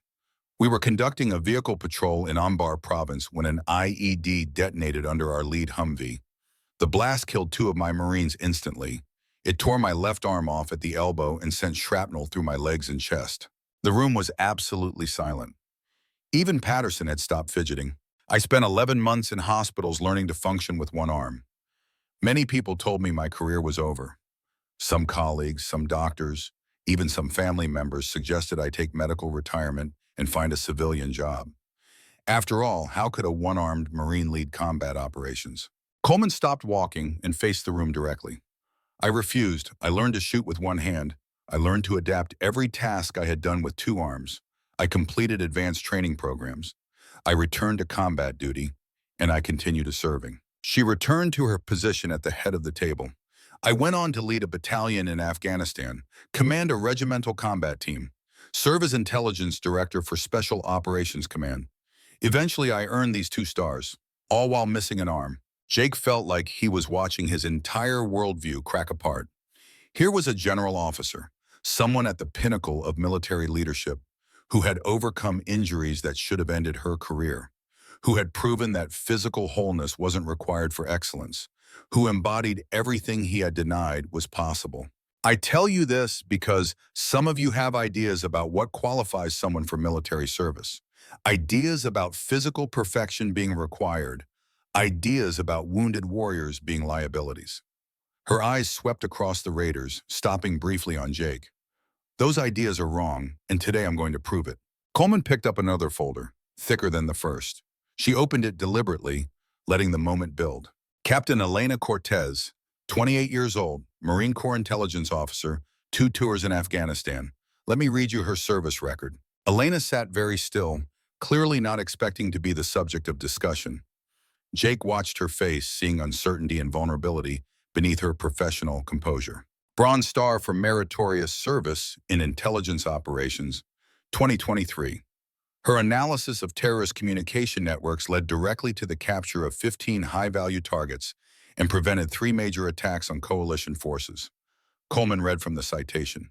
Her dedication to duty and exceptional analytical skills were instrumental in saving American lives. The raiders were paying attention now. Bronze Star meant serious recognition, real contribution to the war effort. 2 Purple Hearts, Coleman continued. First for injuries sustained during mortar attack on Forward Operating Base Leatherneck, 2023. Captain Cortez remained at her post despite shrapnel wounds, continuing to coordinate intelligence support for 6 hours until relief arrived. Jake felt his stomach tightening. Each fact was another weight added to the scale of his guilt. Second Purple Heart awarded with her Silver Star with V Device for Valor. Coleman's voice took on a different quality now, pride mixed with respect. On March 15, 2024, Captain Cortez was attached to a joint Army-Marine patrol in Helmand Province, conducting intelligence liaison operations. When her patrol was ambushed by complex IED attack followed by small arms fire, Captain Cortez identified 4 wounded service members pinned in the kill zone under heavy enemy fire. The room had gone completely still. This was the moment, the truth Jake had been avoiding and Elena had been carrying alone. Despite having no formal combat medical training, despite continuous enemy fire, Captain Cortez made 3 separate trips into the impact zone. She physically dragged 3 wounded Marines to covered positions, applied tourniquets and field dressings, and called for medical evacuation while her own life was in immediate danger. Coleman looked up from the folder, her eyes finding Elena. Captain Cortez was moving to reach a 4th casualty, an Army combat medic, when a secondary IED detonated. The blast killed the medic instantly and caused traumatic injuries to Captain Cortez's left leg. Despite massive blood loss and severe pain, she remained conscious long enough to ensure the 3 Marines she had saved were loaded on the medevac helicopter before allowing herself to be evacuated. Jake couldn't breathe, couldn't think. could only sit there as the truth he had learned yesterday was confirmed in official language that left no room for doubt or interpretation. All 3 Marines survived and returned to duty, Coleman continued. Captain Cortez spent 8 months in rehabilitation. She has permanent nerve damage and mobility impairment. She will live with chronic pain for the rest of her life, but she chose to return to active duty rather than accept medical retirement. She chose to continue serving despite limitations that would make most people quit. The general closed the folder with a soft thump that echoed in the silence. The Silver Star citation specifically commends her extraordinary heroism and selfless dedication to her fellow Marines. She is one of 11 women in Marine Corps history to receive the Silver Star with Device for combat valor. Jake felt tears burning in his eyes, felt the full weight of what he had done crashing down on him. This was the woman he had mocked, the officer he had called worthless, the Marine he had judged as broken and useless, a decorated combat veteran who had risked everything to save lives, who had succeeded beyond any reasonable expectation and failed only because physics made saving everyone impossible. Now, Coleman said, her voice dropping to something quieter but harder, I understand there was an incident last week. An incident where Captain Cortez was subjected to unprofessional and disrespectful treatment by members of this raider team. Patterson shifted uncomfortably. Jake felt every eye in the room turn toward him, even though no one looked directly at him. I want to make something absolutely clear, Coleman continued. Captain Cortez has earned her place in this Corps 10 times over. Her contributions to national security and combat operations are exceptional. Her courage under fire is documented and indisputable. Any Marine who questions her worth or mocks her injuries is displaying ignorance and dishonor. The words were professional, but the message was unmistakable. Jake had dishonored himself and the Corps through his treatment of Elena, had revealed himself as someone who valued surface appearance over substance, had failed the most basic test of military brotherhood. But Coleman wasn't finished. She pulled out a third document. This one looked different, more formal. Jake couldn't read it from his position, but he could see Elena's surprise when the general began to read. There is one more thing this room needs to know, Coleman said. The 4th casualty Captain Cortez attempted to reach, the Army medic who died in the secondary explosion. Her name was Specialist Amy Holloway, 23 years old, combat medic assigned to support the Marine Patrol. She was providing medical treatment to wounded personnel when the ambush occurred. Jake's world stopped. The room tilted. He gripped the edge of the table to keep from falling. Specialist Holloway died doing her duty, Coleman continued, trying to save lives under fire. Captain Cortez risked her own life attempting to reach her. The choice was not one of values or priorities. It was geometry and time.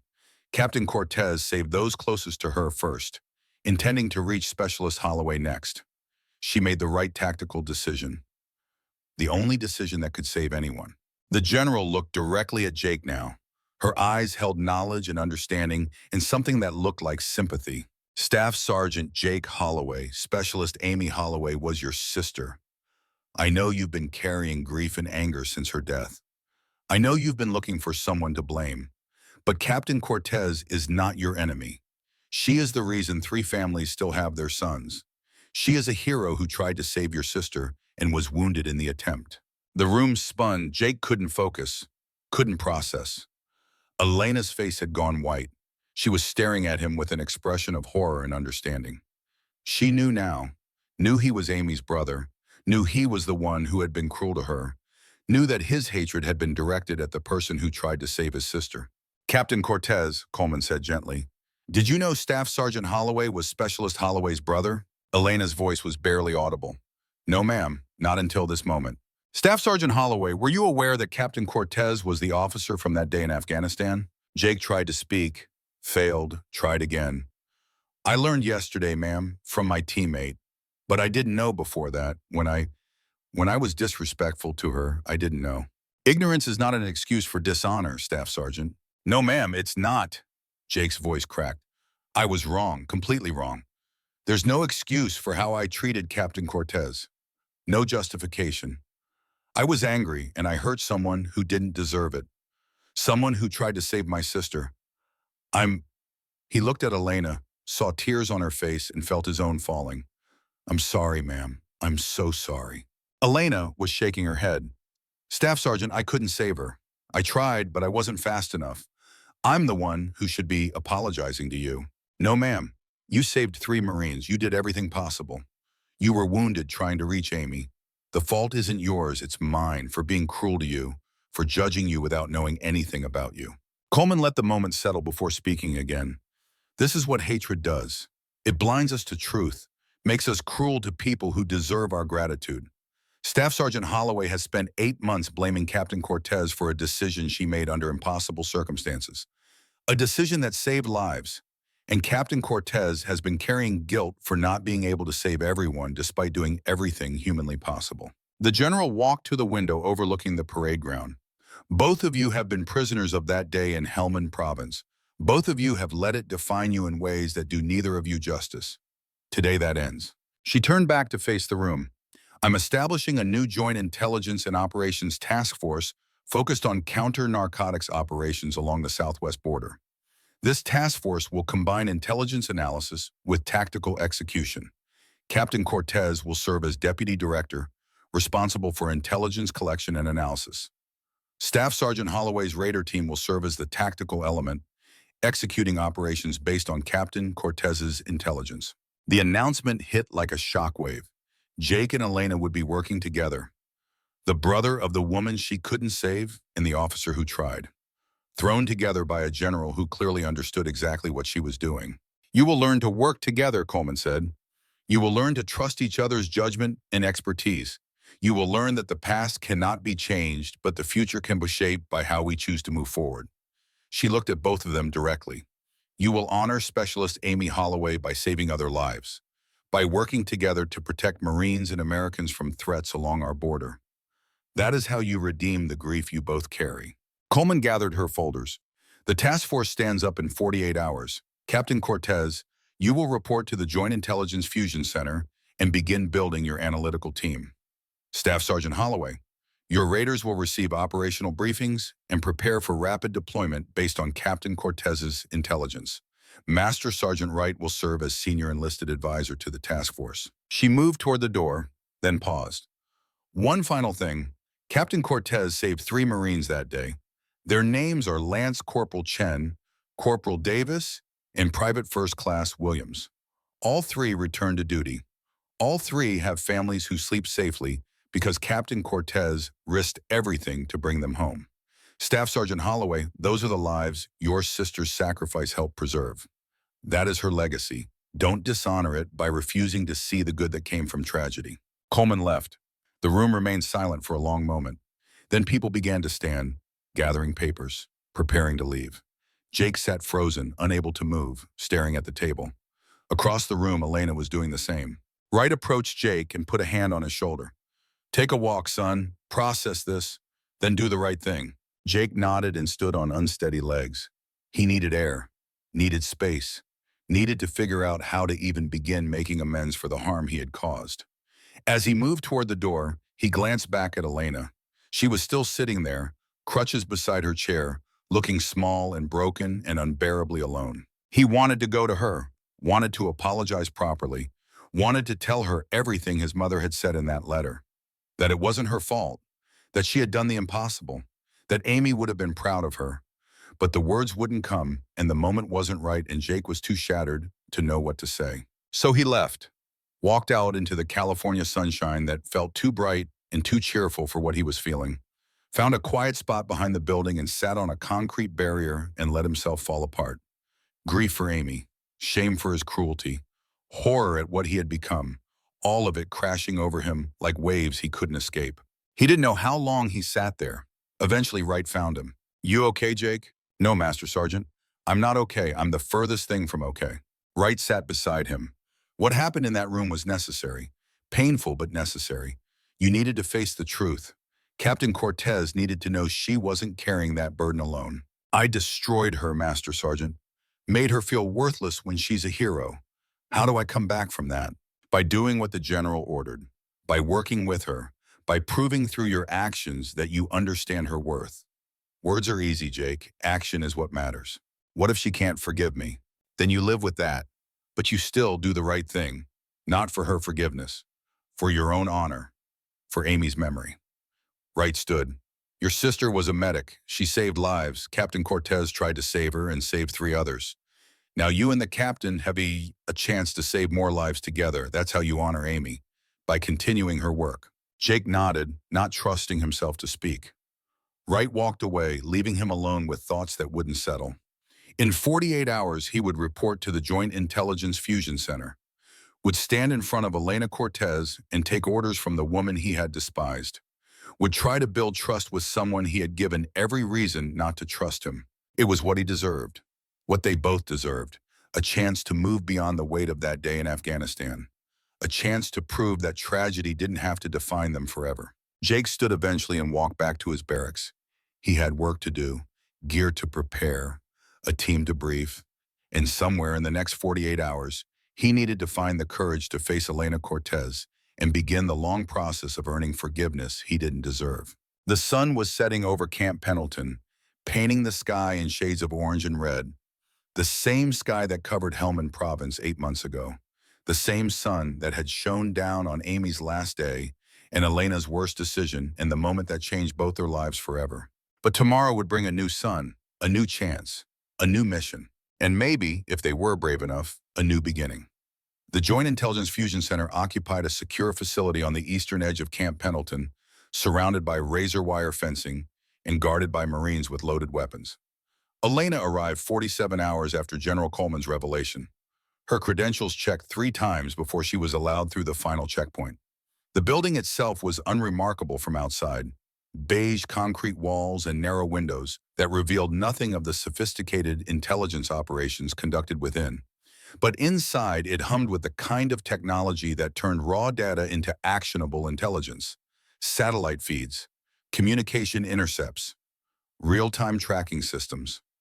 Everything an intelligence officer needed to hunt enemies and save American lives. She stood in the main operations center, taking it all in. Banks of computer terminals arranged in a semicircle facing a wall of display screens. Secure communication systems. Classified networks isolated from anything that could be hacked or compromised. The smell of coffee and electronics and the low murmur of analysts discussing their work. This was her domain now, her command, the place where she would prove that her value to the Corps extended beyond her ability to walk without crutches. Sergeant Maria Vasquez was already there, setting up workstations and organizing files. The young analyst looked up as Elena entered, relief crossing her face. "Captain Cortez, ma'am, I was hoping you'd arrive early. We have a lot to set up before the operational briefing at 1400. "Show me what you have, Sergeant." Maria walked her through the facility. 6 analyst stations, each equipped with multiple monitors and access to classified intelligence databases. A secure conference room for briefings. A communications center for coordinating with tactical teams. Everything was state-of-the-art, freshly installed, waiting to be put to use. General Coleman authorized full access to all theater intelligence, Maria explained. "We have feed from satellites, signals intelligence from NSA, human intelligence from CIA. Everything the cartels do, we can see if we know where to look." Elena settled into the primary analyst station and began reviewing the intelligence that Maria had already compiled. 6 months of cartel activity along the southwest border. Patterns of movement, communication intercepts, financial transactions. The data was overwhelming, but patterns were emerging. Professional military tactics, advanced operational security. Someone with American training was advising the cartels. Someone who knew how to evade detection and counter American surveillance. "How many operations have been compromised?" Elena asked, scanning the reports. 14 in the last 6 months, ma'am. Border Patrol raids, DEA interdictions, Marine reconnaissance patrols. Every single one failed because the cartels knew we were coming. They moved drugs or weapons before we arrived, ambushed our teams, acted on intelligence they shouldn't have had. We have a mole, someone feeding them our operational plans." "Yes, ma'am, that's what I think too. But identifying them is going to be difficult. The leak could be anywhere. Border Patrol, DEA, FBI, even our own intelligence section." Elena studied the pattern of compromised operations. Not random, too consistent. Someone with regular access to operational planning. Someone who knew timelines and target locations. Someone trusted enough to be included in classified briefings.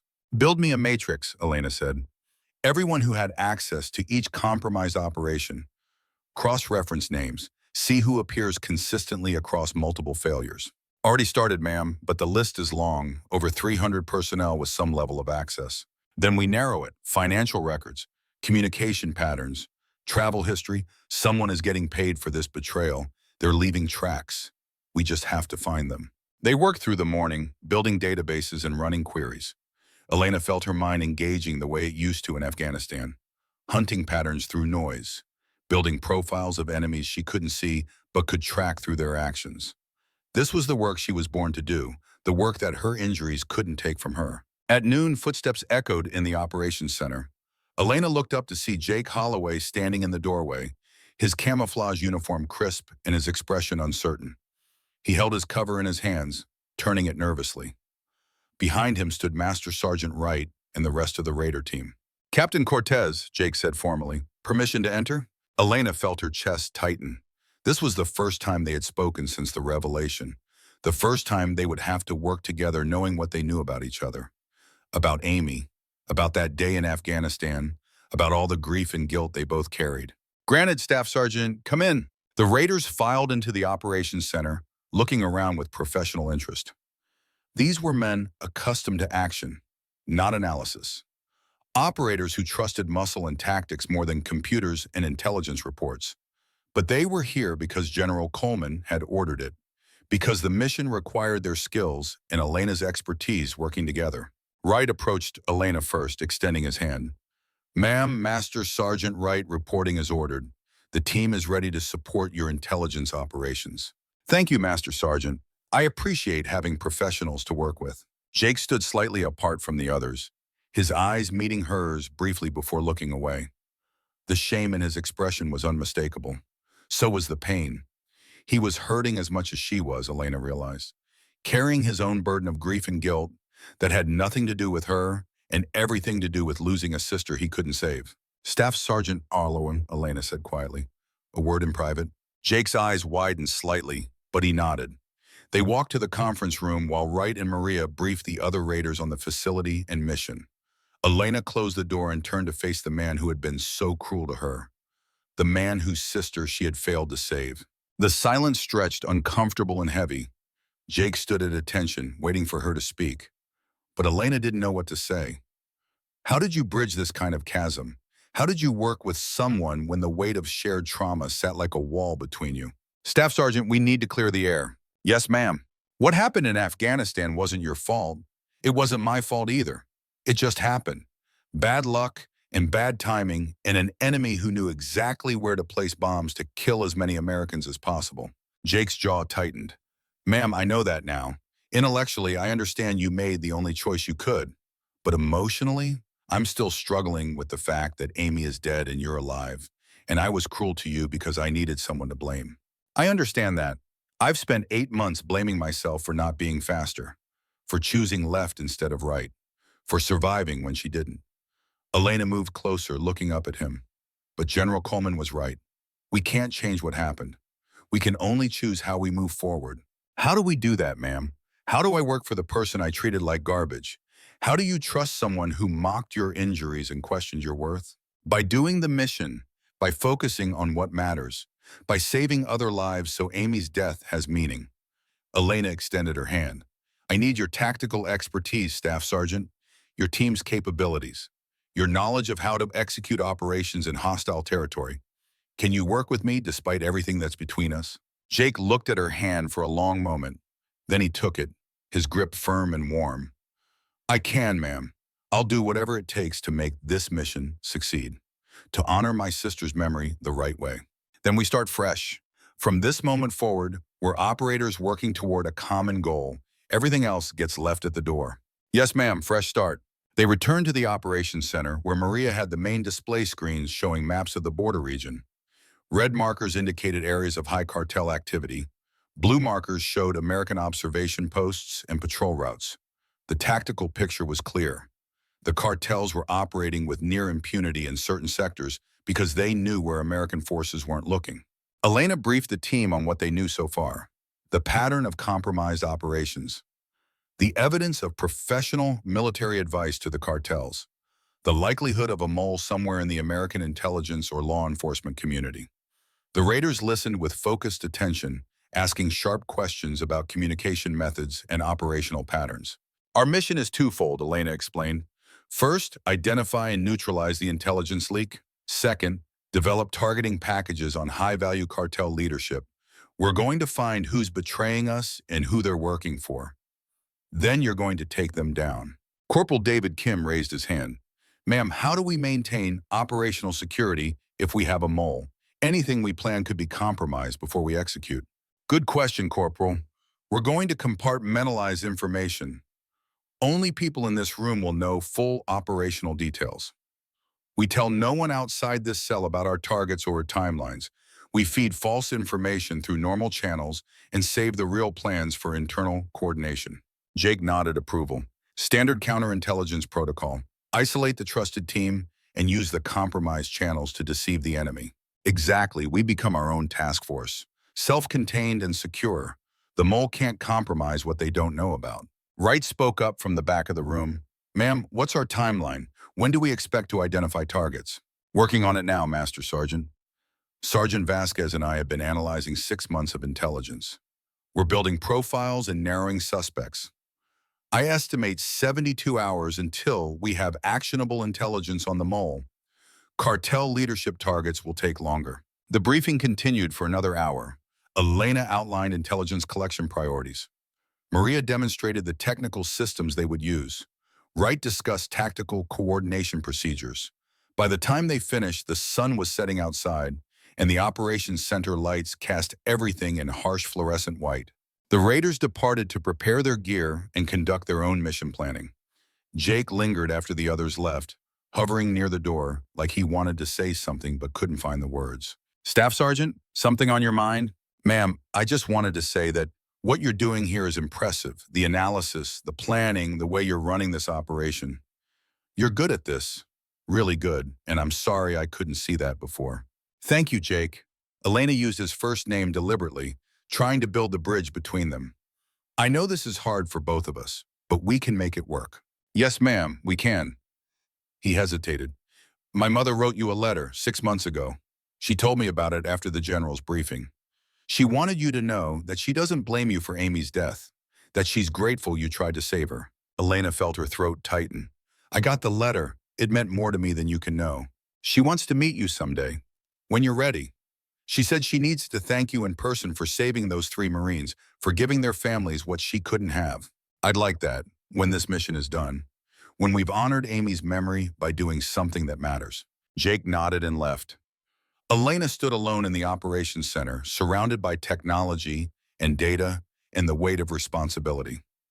She had a team now, had a mission that mattered, had a chance to prove her worth despite her limitations. But she also had the ghost of Amy Holloway watching over everything she did. The young medic whose death would haunt her forever, but whose memory might also drive her to accomplish something meaningful. Maria emerged from the conference room with a laptop and an expression of barely contained excitement. Ma'am, I think I found something, a pattern in the compromised operations. Elena turned her full attention to the young analyst. Show me. They spent the next 3 hours diving deep into the data. Maria had cross-referenced every compromised operation with personnel access logs. The list of suspects had been narrowed to 47 individuals who had some level of access to all 14 failed operations. But one name appeared more frequently than others. Someone who had been present at planning meetings. Someone who had access to classified communication systems. Someone whose position gave them visibility into nearly every border operation. Colonel James Patterson. Elena stared at the name on the screen, feeling cold spread through her chest. Patterson was her commanding officer, the man who had sidelined her to desk work, the man who seemed uncomfortable with her presence from the moment she returned to Pendleton. Could he really be the mole? Could he be selling intelligence to cartels that were killing Americans? This is circumstantial, Elena said carefully. Access alone doesn't prove guilt. Half the intelligence officers on base had access to these operations. True, ma'am, but look at the timing. Maria pulled up another screen showing communication logs. Every compromised operation was preceded by encrypted transmissions from Patterson's office, not his official account. a hidden server partition we only found because I was specifically looking for anomalies. Elena studied the data with growing certainty. The pattern was damning. Encrypted communications before each operation. Communications that couldn't be traced to any official recipient. Communications that stopped whenever an operation was delayed or canceled. This wasn't coincidence. This was evidence. We need more proof before we can accuse a colonel of treason. Financial records, travel history, anything that shows direct contact with cartel representatives. Working on it, ma'am. But getting access to a senior officer's financial records requires approval from someone above his rank. General Coleman, I'll brief her tomorrow morning. Until then, we keep this to ourselves. If Patterson is the mole and he suspects we're onto him, he'll destroy evidence or disappear. They worked through the night, building the case piece by piece. Financial analysis showed Patterson had significant debt. His wife had terminal cancer. Experimental treatments cost $50,000 per month, and insurance wouldn't cover them. A man in desperate circumstances with access to valuable intelligence. The classic profile of someone vulnerable to recruitment.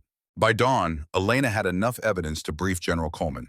She sent a secure message requesting an urgent meeting. The response came within minutes. Report to my office at 0700. Elena showered and changed into fresh utilities. Her leg was screaming from sitting too long without movement. She swallowed pain medication and reminded herself that physical discomfort was temporary. The mission mattered more than her personal suffering. General Coleman's office was on the top floor of the intelligence building, overlooking the training grounds where young Marines conducted their endless preparation for war. The general was already at her desk when Elena arrived, reviewing reports with her one arm moving efficiently across documents that required 2 signatures. Captain Cortez, what do you have? Elena laid out the evidence methodically. The pattern of compromised operations, the encrypted communications from Patterson's office, the financial pressures that made him vulnerable, the timeline that showed direct correlation between his transmissions and cartel responses. When she finished, Coleman sat back in her chair with an expression of profound disappointment. James Patterson has served for 28 years, 3 combat tours, multiple decorations. I've known him for over a decade. He's a good Marine. Yes, ma'am, which makes this harder, but the evidence is compelling. Compelling isn't conclusive, Captain. If we accuse a colonel of treason and we're wrong, careers end, including yours and mine.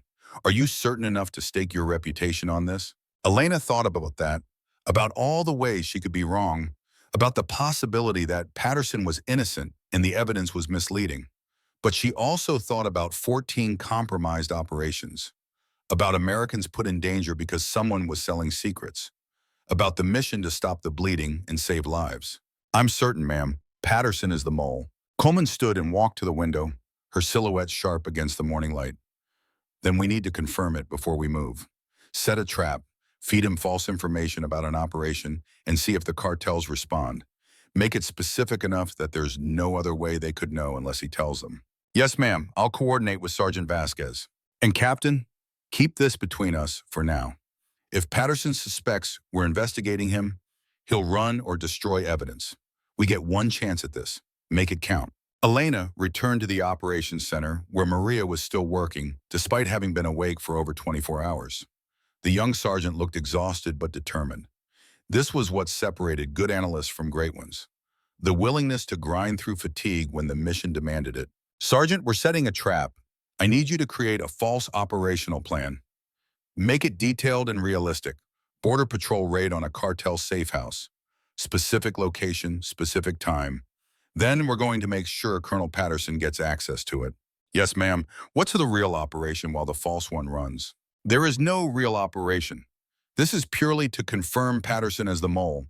If the cartels respond to our false intelligence, we'll know he's feeding them information. Then we move to arrest. They spent the morning building the deception. A detailed operation plan targeting a fictitious cartel safe house in a border town called Jacumba. The plan included tactical maps, personnel assignments, timeline, and communication protocols. Everything looked authentic because most of it was copied from real operational templates. The only difference was that none of it was true. Elena briefed Colonel Patterson that afternoon, presenting the operation as a routine border security mission. He listened with professional interest, asked appropriate questions, and approved the plan. His expression revealed nothing.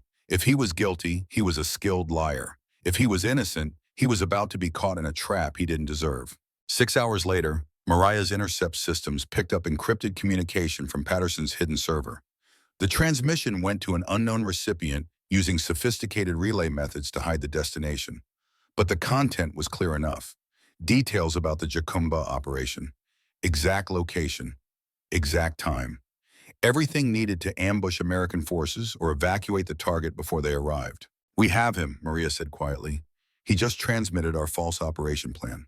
Elena felt no satisfaction, only sadness that a good Marine had betrayed his oath. That desperation and fear had turned a decorated officer into a traitor. But personal feelings didn't matter. What mattered was stopping him before more Americans died. She called General Coleman with the update. The general's response was immediate. "Contact NCIS. Have them prepare an arrest team. I'll inform the base commander. We take him tonight before he realizes we're on to him." But before Elena could acknowledge the order, her phone rang. Different number. The base operator patching through an urgent call. She answered, still listening to Coleman's instructions. "Captain Cortez, this is Colonel Harrison, 1st Marine Division. I'm calling about your brother, Lieutenant Marcus Cortez." Elena's world stopped. Everything else faded to background noise. Her brother. Something had happened to Marcus. What about him? "Ma'am, Lieutenant Cortez was leading a border reconnaissance patrol 48 hours ago. His team was ambushed. We have 2 Marines KYA-3 wounded. Lieutenant Cortez is missing." The words didn't make sense. Couldn't be true. Marcus was careful, professional. He wouldn't get ambushed. Wouldn't let his team get destroyed. This had to be a mistake. "Missing? What does that mean?" "Ma'am, we believe he was captured by cartel forces. We're conducting search and rescue operations, but preliminary intelligence suggests they know who he is. They know he's your brother." Ice water flooded Elena's veins. They knew Marcus was her brother, which meant this wasn't random, wasn't bad luck. This was targeted, deliberate. Someone had told the cartels that Lieutenant Marcus Cortez was related to the intelligence officer hunting them. Someone had painted a target on his back. Patterson, the mole. He had leaked Marcus's identity to the cartels, had set him up to be captured, and now her brother was in enemy hands because she had failed to move fast enough to stop the betrayal. "How long ago?" Elena's voice came out flat and hard. 48 hours, ma'am. We've been searching but haven't located him. The cartels are sophisticated. They move prisoners quickly to avoid detection." "What are you doing to find him?" "Everything we can, ma'am. But the border region is vast, and the cartels have extensive infrastructure. Without specific intelligence on his location, we're searching blind." Elena's mind was already racing. Searching blind, that was the problem. But she wasn't blind. She had access to every intelligence feed in the theater, had systems that could track communication and movement, had the expertise to hunt people who didn't want to be found. "Colonel, I'm taking over the search for Lieutenant Cortez. Route all intelligence through my facility. I want every intercept, every surveillance report, every fragment of information about cartel activity in the last 48 hours. "Ma'am, with all due respect, you're personally involved. You should let professionals handle this." "I'm a professional, Colonel, and that's my brother they have. No one is more motivated to find him than I am. Get me the intelligence, now." She hung up before he could argue. General Coleman was still on the other line, having heard everything. Her voice was careful when she spoke. "Elena, the Colonel is right. You're too close to this. Let someone else coordinate the search." "No, ma'am, respectfully, no. They took Marcus because of me, because I was hunting them. This is personal, and I'm not stepping aside." "Captain, I understand your feelings, but operational effectiveness requires objectivity. Emotions cloud judgment. My emotions are what's going to drive me to work around the clock without rest until I find him. My brother is alive because someone wants leverage over me. That means they'll keep him alive. That gives us time. Time I'm going to use to hunt them down and get him back." Coleman was silent for a long moment. Then she sighed. "You have 72 hours. Find your brother. But you're not doing it alone. I'm assigning right to work with you, and you will sleep, you will eat, and you will not make reckless decisions driven by fear. Understood?" "Yes, ma'am, understood." Elena ended the call and turned to find Jake Holloway standing in the doorway. He had heard everything. The news about Marcus, the plan to find him, the deadline Coleman had imposed. "Captain, my team is ready to move. We can be wheels up in 2 hours. Just tell us where to go." "I don't know where yet, Staff Sergeant. But I will get your team prepared for immediate deployment. Full combat load. We're going to get my brother back.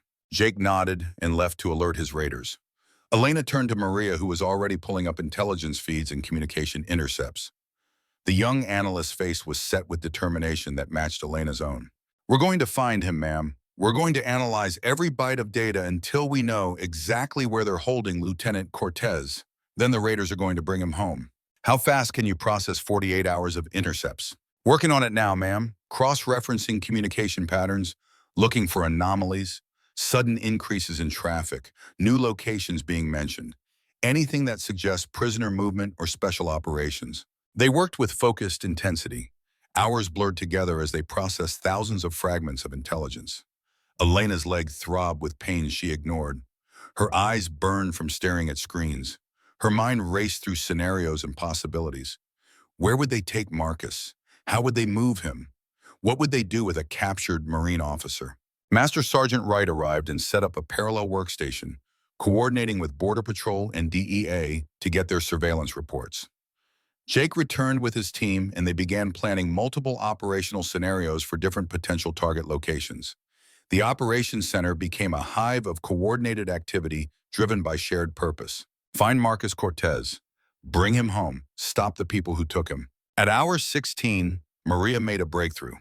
A pattern in intercepted radio communications. Specific call signs that appeared repeatedly over the last 48 hours was in a remote area 50 miles east of San Diego. Not a normal cartel operating zone. Too exposed. Too risky.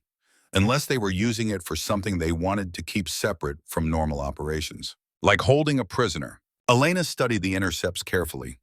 The communications were encrypted, but the metadata told a story. Increased traffic to that location. References to special cargo, invaluable package, in the few transmissions they could decrypt. Timeline matched Marcus's capture. Location was remote enough for operational security, but close enough to the border for quick exfiltration to Mexico if necessary. This is it, Elena said with certainty that came from years of intelligence work. This is where they are holding him. Wright reviewed her analysis and nodded agreement. Coordinates put it in rough terrain, canyon country, defensible position, good choice for a safe house. Jake was already plotting the location on tactical maps. We can insert here by helicopter, 2-kilometer approach on foot. Hit the target before they know we're coming. No, Elena said sharply. We can't just hit it without confirmation. What if I'm wrong? What if Marcus isn't there and we waste time on the wrong target while they move him somewhere we can't find? So how do we confirm? Surveillance, drone overflight, get eyes on the target and verify prisoner presence before committing to assault. Jake looked frustrated, but saw the logic. That adds hours to the timeline. Every hour we wait is another hour they could be hurting him.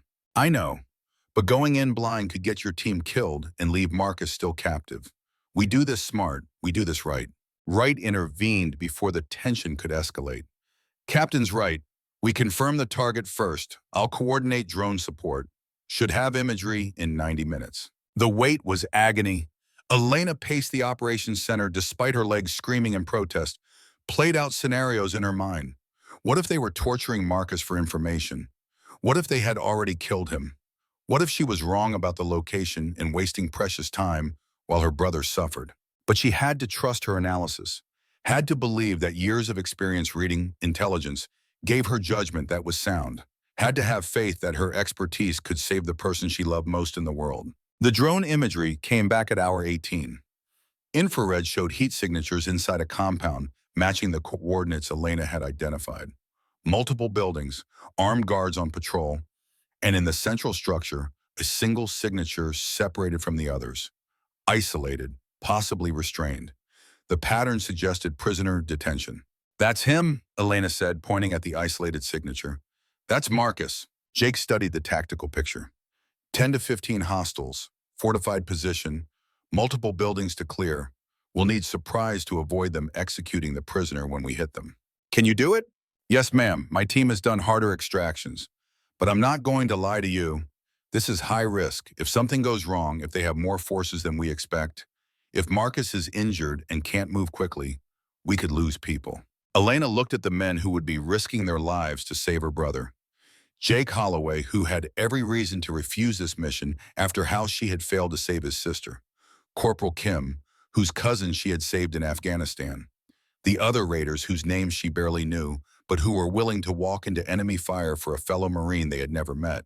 I know what I'm asking, I know the risks, but he's my brother, and he's a Marine in enemy hands. We don't leave people behind. No, ma'am, we don't. Jake turned to his team. Load up, we're going to get Lieutenant Cortez back. Full combat load, expect heavy resistance. This is a real-world hostage rescue against professional hostiles who will fight to the death. The raiders moved with practiced efficiency, checking weapons, loading ammunition, pulling on body armor, becoming the warriors they had trained years to be. Elena watched them prepare and felt something she hadn't felt since Afghanistan. Pride. These were her Marines, her brothers in arms, going into danger because she had asked them to, because the mission demanded it, because that was what Marines did. Wright approached her as the team conducted final preparations. Ma'am, you should try to rest. The operation will take hours. You need to be sharp for coordination. I can't rest, Master Sergeant. Not while Marcus is out there. I understand, but you're no good to him if you collapse from exhaustion. 20 minutes. Close your eyes. Trust your team to do their jobs. They won't let you down. Elena nodded reluctantly and moved to a quiet corner of the operations center. Sat in a chair and closed her eyes. Tried to slow her racing mind, but all she could see was Marcus, her baby brother, 24 years old, full of life and potential and dreams of building a career in the Marines. Now in enemy hands because she had been hunting the people who took him. She must have dozed despite her intentions because Wright was shaking her shoulder gently. Ma'am, team is ready to launch. They need final clearance from you. Elena stood, her leg protesting the sudden movement. Walked to where Jake and his raiders were staged, weapons ready, faces painted for night operations. They looked like death incarnate, professionals prepared to do violence in defense of one of their own. Staff Sergeant Holloway, you are authorized to execute Operation Guardian Angel. Recover Lieutenant Marcus Cortez and return him safely. Rules of engagement are weapons free on all hostile forces. I want my brother back alive. I want your team back alive. Everything else is secondary. Understood, ma'am. We'll bring him home. Jake extended his hand. Elena took it, feeling the strength in his grip. The confidence of a warrior who had done this before and would do it again. The man who had been her enemy was now her greatest ally. The brother of the woman she couldn't save was going to save the brother she couldn't lose. Thank you, Jake, for everything. Thank your brother for me when we get back. He's giving me a chance to honor Amy's memory the right way, by saving someone who matters instead of hating someone who doesn't deserve it. The team loaded into helicopters. Engines roared to life. Rotor blades cut the night air. Elena watched from the operations center as the aircraft lifted off and disappeared into darkness, carrying the men who would bring Marcus home or die trying. Maria stood beside her, watching the same empty sky. They'll succeed, ma'am. Staff Sergeant Holloway is the best tactical operator on base. If anyone can pull off a hostage rescue against professional hostiles, it's him and his team. I know, but that doesn't make the waiting any easier. No, ma'am, it doesn't. Wright joined them, settling into a coordination station. All right, Captain, now we do our jobs. We monitor their insertion. We provide real-time intelligence updates. We watch their backs from here while they execute on the ground. That's how we help them succeed. Elena nodded and returned to her primary station, pulled up the drone feed, watched the compound where her brother was being held, saw the heat signatures of guards moving on patrol, saw the isolated figure in the central building who had to be Marcus, prayed silently that he was alive and unharmed and that this desperate gamble would succeed. The helicopters appeared on her tracking screen, moving fast and low across the desert. 45 minutes to target, 45 minutes for everything to go wrong, for the cartels to discover the incoming threat, for them to execute Marcus before the raiders could reach him, for any of 1,000 possibilities that would turn this rescue into a catastrophe.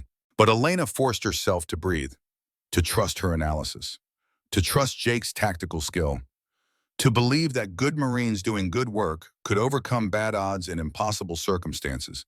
Because if she didn't believe that, then Amy's death meant nothing. Then Marcus's capture was meaningless.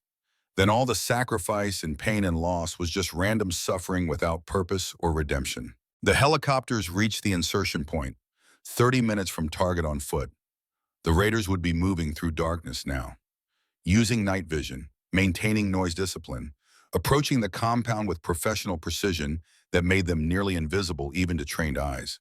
Elena watched her screens, tracking friendly forces, monitoring enemy communications, looking for any sign that the operation was compromised. But the cartel guards showed no signs of alarm, no change in their patrol patterns, no indication they knew death was walking toward them through the desert night. At 20 minutes from target, Jake's voice came through the secure communication channel, calm and professional despite the danger he was walking into. Neptune Control, Raider 6, we are at Checkpoint Alpha, no contact, continuing to objective. Copy, Raider 6, drone shows no change in enemy activity, 10 hostiles visible. Prisoner signature unchanged. Roger, continuing approach. The minutes crawled past like hours. Elena's hands gripped the edge of her desk hard enough to hurt. Her eyes never left the screens. Maria monitored communication intercepts, Wright coordinated with higher command. Everyone in the operations center felt the tension of warriors moving toward contact. At 5 minutes from target, Jake reported again. Neptune Control, we have eyes on objective, confirming 10 hostiles. Multiple buildings, proceeding with Assault Plan Alpha. Copy, you are cleared hot. Bring him home. Roger, going silent. Next contact will be after target secured. Then nothing. Just the drone feed showing heat signatures moving with impossible stealth. The raiders approaching from multiple directions, surrounding the compound, preparing to strike with synchronized violence that would end the fight before most of the enemy knew it had begun. Elena held her breath. This was the moment. Success or failure, life or death. The next few minutes would determine if her brother came home or if she lost another person she loved to decisions made under fire. The screens erupted with movement. The assault had begun, and somewhere in that compound, in the chaos of combat and the thunder of automatic weapons, Marcus Cortez waited for salvation or death. His sister watched from 200 miles away, helpless to do anything but pray and trust the men who were fighting for him. Trust the team, trust the mission, trust that sometimes, despite all the loss and pain and failure, good people doing hard things could still make a difference. Trust that this time Elena Cortez could save someone she loved. This time, maybe the math would work out different. This time, maybe everyone would come home. The drone feed showed everything in shades of gray and white, heat signatures moving through darkness like ghosts hunting other ghosts. Jake Holloway's team had split into two elements. 4 raiders approaching from the north, 4 from the south, converging on the compound with synchronized precision that came from hundreds of hours training together. Each man knew his role. Each man trusted the others to execute perfectly. Lives depended on that trust. Marcus Cortez's life, their own lives, the mission itself. Elena watched from 200 miles away, her hands gripping the edge of her desk until her knuckles went white. The operations center was silent except for the hum of electronics and Maria's quiet breathing beside her. Master Sergeant Wright stood behind them, monitoring radio traffic, ready to coordinate air support or medical evacuation if the operation went wrong. Everyone understood the stakes. Everyone knew that the next few minutes would determine success or catastrophe. The drone's infrared camera showed 10 heat signatures in the compound, 8 moving in patrol patterns around the perimeter, 1 stationary in what looked like a guard shack, 1 isolated in the central building. That last signature had to be Marcus, alone, possibly restrained, waiting for rescue or execution while armed men stood between him and freedom. Jake's voice came through the secure channel, barely a whisper despite the encryption. Professional calm masking whatever fear or adrenaline he felt moving toward contact. Neptune Control, Raider 6, in position, North Element ready. Corporal Kim's voice followed immediately. South Element ready. Elena keyed her microphone. Copy both elements. Drone shows no change in enemy disposition. You are cleared to execute on your count. Roger, execute in 3, 2, 1. Execute, execute, execute. The heat signatures converged on the compound like a closing fist. The raiders moved with such speed and silence that the first indication the cartel guards had of trouble was suppressed gunfire breaking the desert quiet, the distinctive sound of professional operators eliminating targets with brutal efficiency. No warning, no mercy, just rapid application of violence by men who had trained their entire careers for moments like this. The northern perimeter guards went down first, 2 heat signatures dropping to the ground and staying down. Jake's element breaching through the newly created gap in the defenses, moving toward the central building where Marcus was held. Corporal Kim's southern element engaged simultaneously. 3 more guards neutralized in the first 15 seconds.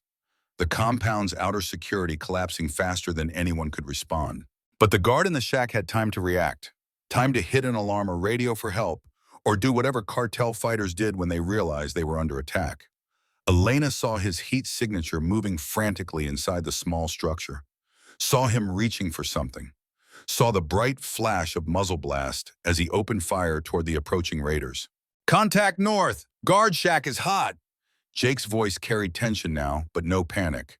This was what they expected, what they had trained for. A fighting enemy who wouldn't surrender without a fight. Automatic weapons fire erupted from the guard shack, tracer rounds visible, even on infrared, as they cut through the darkness toward Jake's position. The raiders went to ground, returning fire with disciplined bursts. Elena counted the seconds. 5, 10, 15. Too long. Every second of delay gave the enemy time to reinforce, time to execute the prisoner, time for everything to go wrong. Raider 6, you need to suppress that position. Prisoner building is your priority.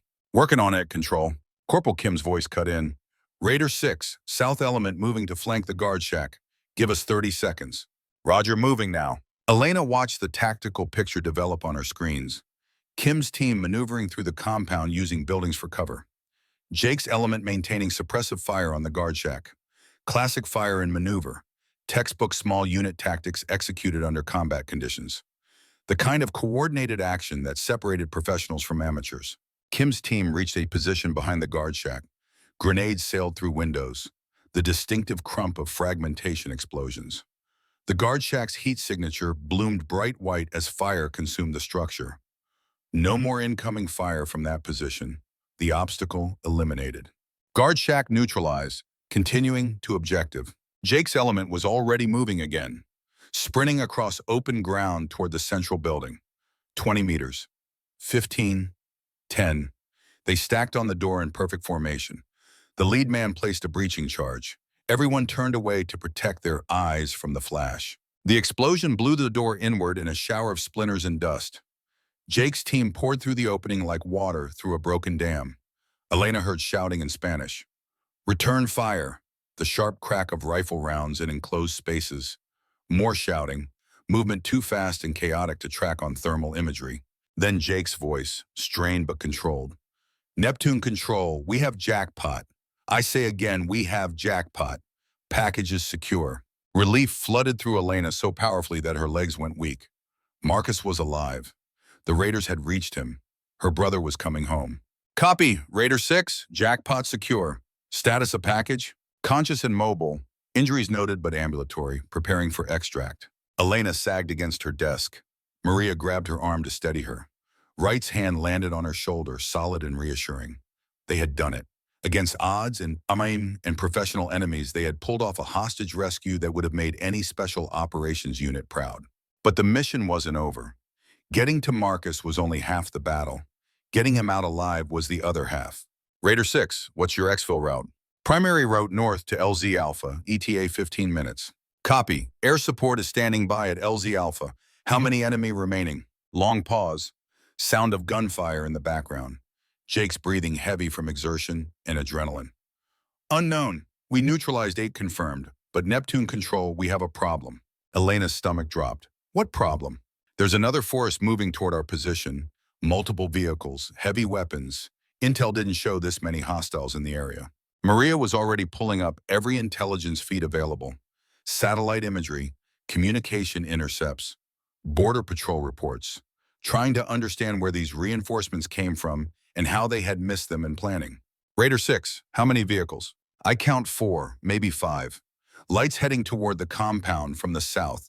ETA on our position maybe 8 minutes. 8 minutes until the raiders were overwhelmed by superior numbers. 8 minutes to get Marcus and the team to safety before they were trapped. Elena's mind raced through options. The helicopters were standing by at the landing zone 1 kilometer north.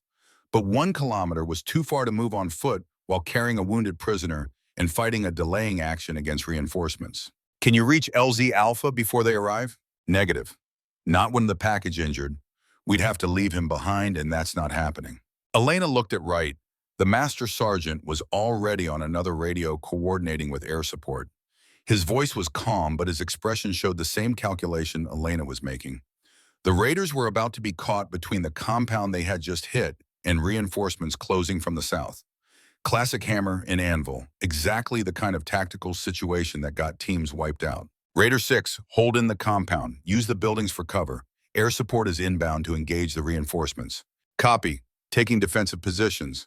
Elena switched to the air support frequency. 2 AH-1Z. Viper attack helicopters had launched when the operation began. Standard combat search and rescue package. They carried enough firepower to destroy a small army. Now they would have to prove it. Viper 1, Neptune control. Friendlies in compound are about to be overrun by hostile reinforcemements. Multiple vehicles approaching from south.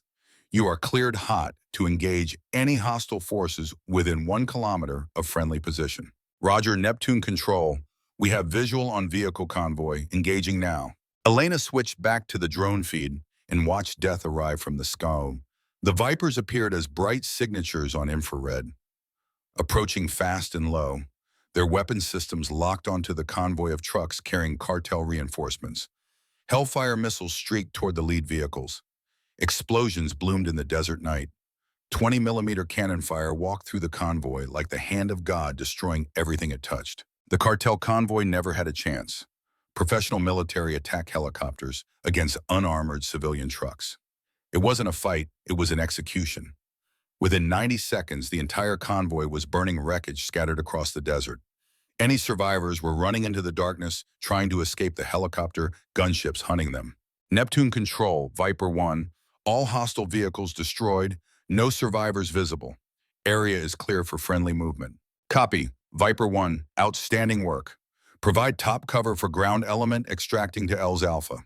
Roger, we'll keep them safe. Elena keyed back to Jake's frequency.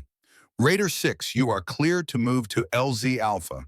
Air support has eliminated the reinforcements. No further threats detected. Copy. Moving now. The drone showed the raiders emerging from the compound in tactical formation. Jake's team in the lead, Kim's team providing rear security, and in the middle, supported by 2 raiders, a figure that had to be Marcus, moving under his own power but clearly injured, limping badly. One arm held against his body, but alive and conscious and heading towards safety. Elena felt tears threatening and forced them back. This wasn't over yet. The team was still in hostile territory, still vulnerable to ambush or counterattack. She needed to stay focused, needed to guide them home with the same precision she had used to find them. Raider 6, be advised you have clear route to LZ Alpha. No thermal signatures between your position and extraction point. Roger, we're moving as fast as the package allows. ETA 12 minutes. 12 minutes. Elena counted every second. Watch the heat signatures moving across the desert. The raiders maintaining security. The helicopters circling overhead like guardian angels. Everything proceeding according to plan. But something bothered her. The reinforcements had responded too quickly, had known exactly where to go. Someone had alerted them that the compound was under attack. Someone who knew American forces were conducting an operation. Someone who had access to intelligence they shouldn't have. Patterson, the mole. He must have figured out that the Jacumba operation was a trap. Must have realized they were onto him. And instead of running or destroying evidence, he had warned the cartels about the real operation to rescue Marcus. Had tried to get the raiders killed to protect his betrayal. Maria, check Patterson's location now. The analyst's fingers flew across her keyboard. Access logs, GPS tracking from his official phone, security cameras at various checkpoints, building the picture of where the colonel had been in the last 2 hours. Ma'am, he's not in his office. Last checkpoint scan was at the main gate 2 hours ago. He left the base. Find him. Use every resource we have. He's running and he's dangerous. But even as she gave the order, Elena knew it was too late. Patterson had warned the cartels, had tried to get her brother killed, had betrayed everything he wore the uniform for. Now he was in the wind, probably heading to Mexico, probably hoping to disappear into cartel protection before they could arrest him. General Coleman needed to know. Elena called her directly. The general answered on the first ring despite the late hour. Captain Cortez, report. Ma'am, the rescue operation was successful. Lieutenant Cortez is secure and extracting now. But we have a problem. Colonel Patterson has fled the base. I believe he figured out we were on to him and warned the cartels about our operation.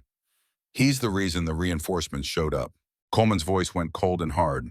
Do we have his location? Negative, ma'am. He left base 2 hours ago. Could be anywhere by now. Issue a bolo to all law enforcement. I want him found and arrested.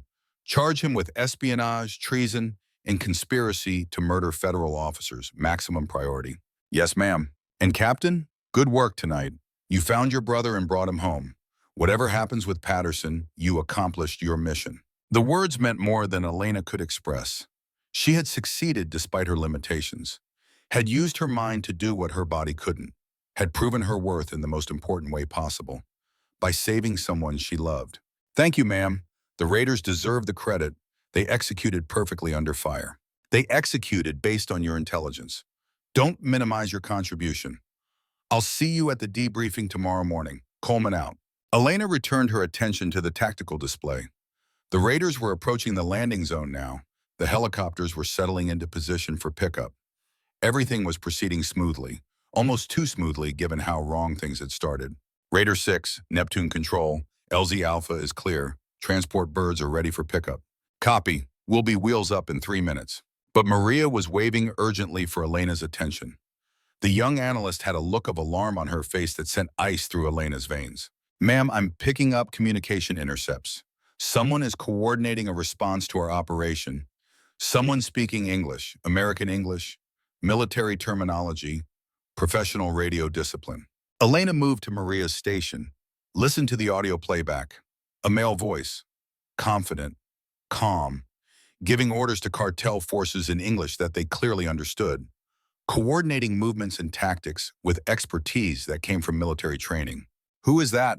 Unknown, ma'am, but he's talking about our operation. He knows the Raiders just hit the compound. He knows they're extracting to a landing zone, and he's vectoring forces to intercept them. Elena's blood went cold. This wasn't a random cartel fighter. This was something worse. An American working with the enemy, advising them on tactics, coordinating their operations. The intelligence advisor they had suspected existed but never identified. Where is he transmitting from? Maria pulled up direction, finding data from the intercept, triangulating the signal source. The results appeared on screen, and Elena felt her world tilt. He's at the compound. He was there the whole time. He's been watching our operation. That meant the Raiders were still in danger. This American advisor had survived the assault, had let the team think they were clear while he coordinated a counterattack, was even now planning an ambush at the landing zone or during the extraction. Raider 6, Neptune Control, abort extraction. I say again, abort extraction at LZ Alpha. Jake's voice came back, confused and urgent. Control, we're 30 seconds from pickup. What's the threat? Unknown hostile is coordinating an ambush. American voice on cartel frequencies. Professional military. He's been watching your entire operation and he's planning something. Do not proceed to LZ Alpha. Long pause. Elena could imagine Jake making rapid calculations. The team was exposed in open terrain. The helicopters were waiting. Marcus needed medical attention. Every second of delay increased risk. But proceeding into a potential ambush could get everyone killed. Copy. Control. We're taking cover at Rally Point Bravo, 200 meters west of LZ Alpha. Can you identify the threat? Working on it now. Maria was analyzing every data source available. Communication patterns, voice stress analysis, trying to identify who was coordinating the cartel response. Elena looked at the drone feed showing the compound. Most heat signatures were down or scattered, but one signature remained, moving deliberately through the buildings, searching for something. Raider 6, we have one hostile still active in the compound.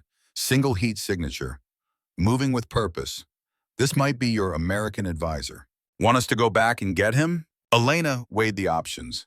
The team's priority was getting Marcus to safety, but this American was coordinating attacks on U.S. forces, was advising cartels on how to kill Marines, was a traitor who needed to be stopped. Negative. Your priority is the package. Get Lieutenant Cortez to safety. We'll track the hostile from here. But even as she gave the order, the situation changed.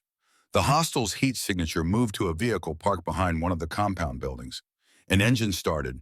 Headlights cut through the darkness. The vehicle began moving away from the compound, not toward the Raiders, not toward any American forces, just disappearing into the desert with an American traitor behind the wheel. Control, I have visual on a vehicle fleeing the compound. Single occupant, moving west at high speed. Copy Raider 6, let him go. Focus on extraction. But Jake's next transmission carried an edge Elena had never heard before. Rage barely controlled, recognition mixed with hatred. Negative control, I know who that is. I can see his face in my scope. That's the man who killed my sister. Elena's breath stopped. Say again, Raider 6. The American in that vehicle, that's the guy who planned the IED attack in Afghanistan. The one who killed Amy. I heard him talking about it, bragging about it to his cartel buddies on the radio when he thought no one was listening. He called himself El Fantasma, the ghost. He's been advising the Taliban, and now he's advising the cartels. El Fantasma, the name appeared in intelligence reports. A shadowy figure who advised America's enemies. A traitor who sold his expertise to anyone who would pay. Jake had found him, the man responsible for Amy's death. The man who had orchestrated the ambush that killed dozens of Americans over the years. Raider 6, you are not authorized to pursue. Extract with the package. That's an order. Silence on the radio. Elena could imagine the internal struggle Jake was facing. Following orders versus confronting the man who killed his sister. Professional discipline versus personal vengeance. The warrior versus the grieving brother. Master Sergeant Wright grabbed another radio. His voice carried command authority that decades of service had earned. Staff Sergeant Holloway, this is Master Sergeant Wright. You will extract Lieutenant Cortez as ordered. El Fantasma can wait. Your mission is to save a life, not take one. More silence. Then Jake's voice, strained but controlled. Copy, Master Sergeant. Extracting now. The drone showed the raiders moving toward the landing zone. The helicopters settling into position for pickup. The team loading aboard with Marcus supported between two men. Everything proceeding according to the revised plan. And in the distance, vehicle headlights disappearing into the desert. El Fantasma escaping. The traitor who had killed Americans for profit getting away because the mission required letting him go. Elena felt rage building in her chest. This man had killed Amy Holloway, had tried to kill her brother, had betrayed his country and his uniform for money. And he was driving away free because professional discipline demanded that saving Marcus took priority over revenge. But they had his voice now, had his communication patterns, had evidence that would identify him eventually. El Fantasma might escape tonight, but his days were numbered. The intelligence community would hunt him, would identify him, would bring him to justice for his crimes. Neptune Control, Raider 6, we are wheels up with the package, Art B in 30 minutes. Copy, Raider 6, medical team is standing by at Pendleton. Outstanding work tonight. All elements performed with exceptional professionalism. Roger, tell Captain Cortez her brother is safe, injured but stable. He's going to be fine. Elena felt tears streaming down her face and didn't try to stop them. Marcus was safe. The mission was successful. Her brother was coming home. Everything else could wait. Wright was coordinating landing procedures. Maria was collecting intelligence for the after-action review. The operations center slowly relaxing from combat tension to post-mission relief. But Elena just stood there watching the drone feed showing empty desert where moments before a battle had raged. Ma'am, you should get to the medical facility, Maria said gently. Your brother will want to see you when he lands. Elena nodded and grabbed her crutches. The adrenaline was wearing off now, the pain in her leg returning with vengeance. She had been standing and working for over 20 hours. Her body was screaming for rest. But rest could wait. Marcus was coming home and she needed to be there. The drive to the airfield took 15 minutes, long enough for Elena to compose herself, to wipe away tears and straighten her uniform, to prepare to see her brother for the first time since his capture. She didn't know what condition he would be in, didn't know what the cartels had done to him in 48 hours, didn't know if he was physically hurt or psychologically damaged or both. The helicopters appeared as lights in the night sky, growing larger as they approached the field. The distinctive sound of rotor blades cutting through air, the whine of turbine engines. Then they were landing, touching down with practiced precision, ramps dropping to disgorge the men who had accomplished an impossible mission. The Raiders exited first, Jake Holloway leading his team with the same confidence he had shown throughout the operation. They looked exhausted but triumphant, warriors who had done hard work and succeeded. Behind them came Marcus, supported by Corporal Kim and another Raider, limping badly, left arm in a makeshift sling, face bruised and swollen, but alive and conscious and looking around with the kind of alertness that meant his mind was intact despite his injuries. His eyes found Elena standing beside the medical team. A smile broke across his battered face. He tried to wave and winced at the movement. The raiders helped him toward the waiting ambulance, where Navy corpsmen were ready to provide treatment. But Marcus pulled away from his escorts and limped toward his sister. Elena met him halfway, her crutches clicking against pavement as she moved as fast as she could. They embraced carefully, mindful of his injuries and her limitations, both of them crying without shame. Brother and sister reunited against the odds that should have kept them apart. "Hey, sis," Marcus said into her shoulder. "Miss me? You scared me to death, you idiot." "Yeah, well, you sent some very motivated Marines to get me. That Staff Sergeant Holloway is terrifying. I think the cartels were more afraid of him than anything I could tell them." "How bad are you hurt?" "Couple cracked ribs, dislocated shoulder, some bruising from when they captured me, but nothing permanent. I'll be back to duty in a few weeks." The corpsmen were hovering, waiting to take Marcus to the hospital.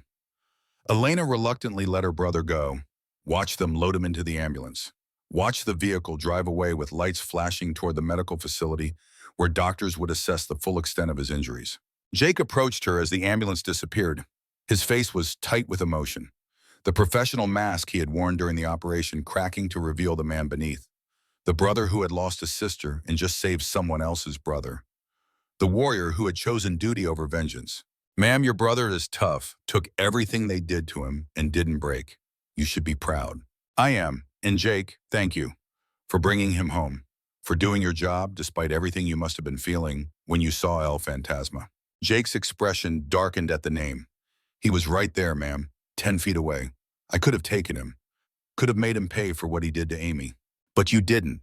You chose to save Marcus instead. That's honor. That's what Amy would have wanted. Maybe, but that bastard is still out there, still killing Americans, still betraying everything we stand for. We'll find him. We have his voice now, his communication patterns. The intelligence community will identify him and bring him to justice." "Justice." Jake said the word like it tasted bitter. "What's justice for someone like that? He's killed dozens of people, planned attacks that murdered Americans, sold his expertise to our enemies for money. What punishment is enough?" Elena didn't have an answer. She understood his anger, shared it. El Fantasma was a traitor of the worst kind, a man who had taken his American military training and used it to kill the people he had sworn to protect. There was no punishment severe enough for that kind of betrayal. "We'll make sure he faces consequences," Elena said. "But tonight we focus on what we saved instead of what we lost. Marcus is alive because of you. 3 Marines are alive because of decisions I made in Afghanistan. That has to be enough." Jake nodded slowly. "You're right. I know you're right. But it's hard to let go of the hatred, you know? I've been carrying it so long it feels like part of me." "Then let it go piece by piece. Start by forgiving yourself for hating me. Then forgive me for surviving when Amy didn't. Eventually, maybe you can even forgive El Fantasma for being a monster. Not because he deserves it, but because carrying that hatred will destroy you." They stood in silence, watching the last of the helicopters shut down, the raiders gathering gear and conducting post-mission procedures, the operations tempo slowing as everyone realized the immediate danger had passed. Wright approached and put a hand on Jake's shoulder. "Good work tonight, son. You made the hard call, chose the mission over personal feelings. That's the mark of a professional warrior." "Thank you, Master Sergeant. But I'm not sure I made the right call. That man killed my sister, and I let him drive away." "You made the only call that honored your sister's memory. She was a medic. She saved lives. Tonight you saved a life. That's how you honor her, not by killing in anger, but by saving in love." Jake absorbed that wisdom with visible effort, the young operator still learning lessons that Wright had spent decades understanding, still growing into the kind of leader who could balance justice and mercy, duty and conscience, professional requirements and personal feelings. Elena's phone buzzed, a text from the hospital. Marcus was in stable condition, multiple injuries but nothing life-threatening. Full recovery expected. He was asking for her. "I need to go see my brother, Jake, Wright. Thank you both for everything." "Go, ma'am," Wright said.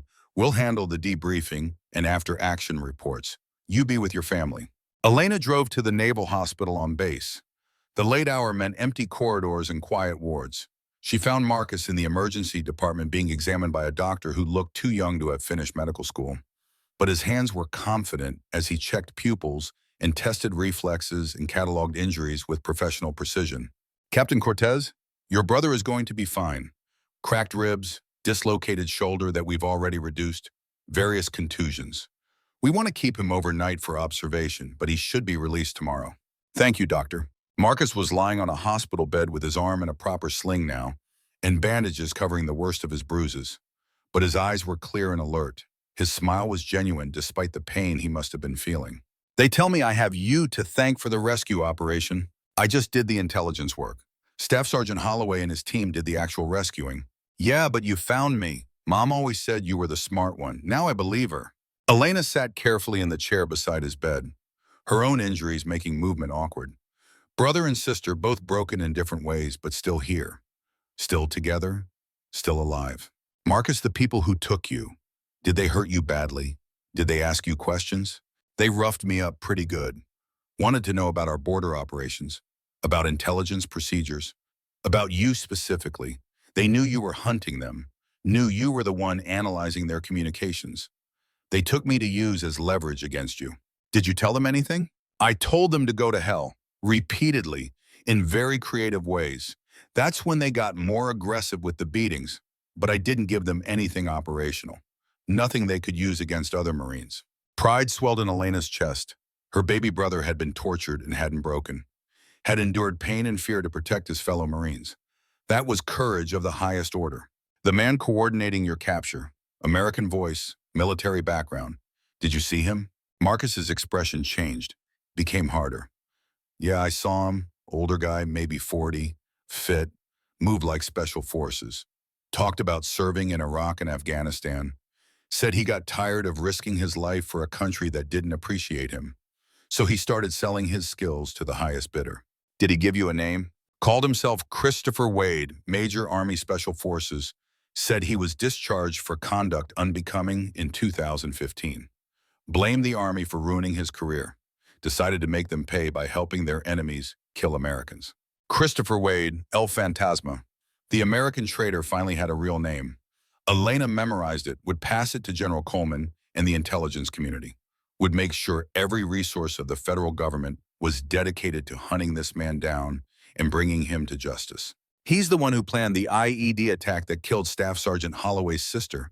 He bragged about it, said he was paid $50,000 by the Taliban to design an ambush that would kill Americans. Amy Holloway died because he needed money. Marcus's voice carried disgust that Elena shared. Wade wasn't even ideologically motivated, wasn't a true believer in some cause. He was just a mercenary who killed Americans for profit.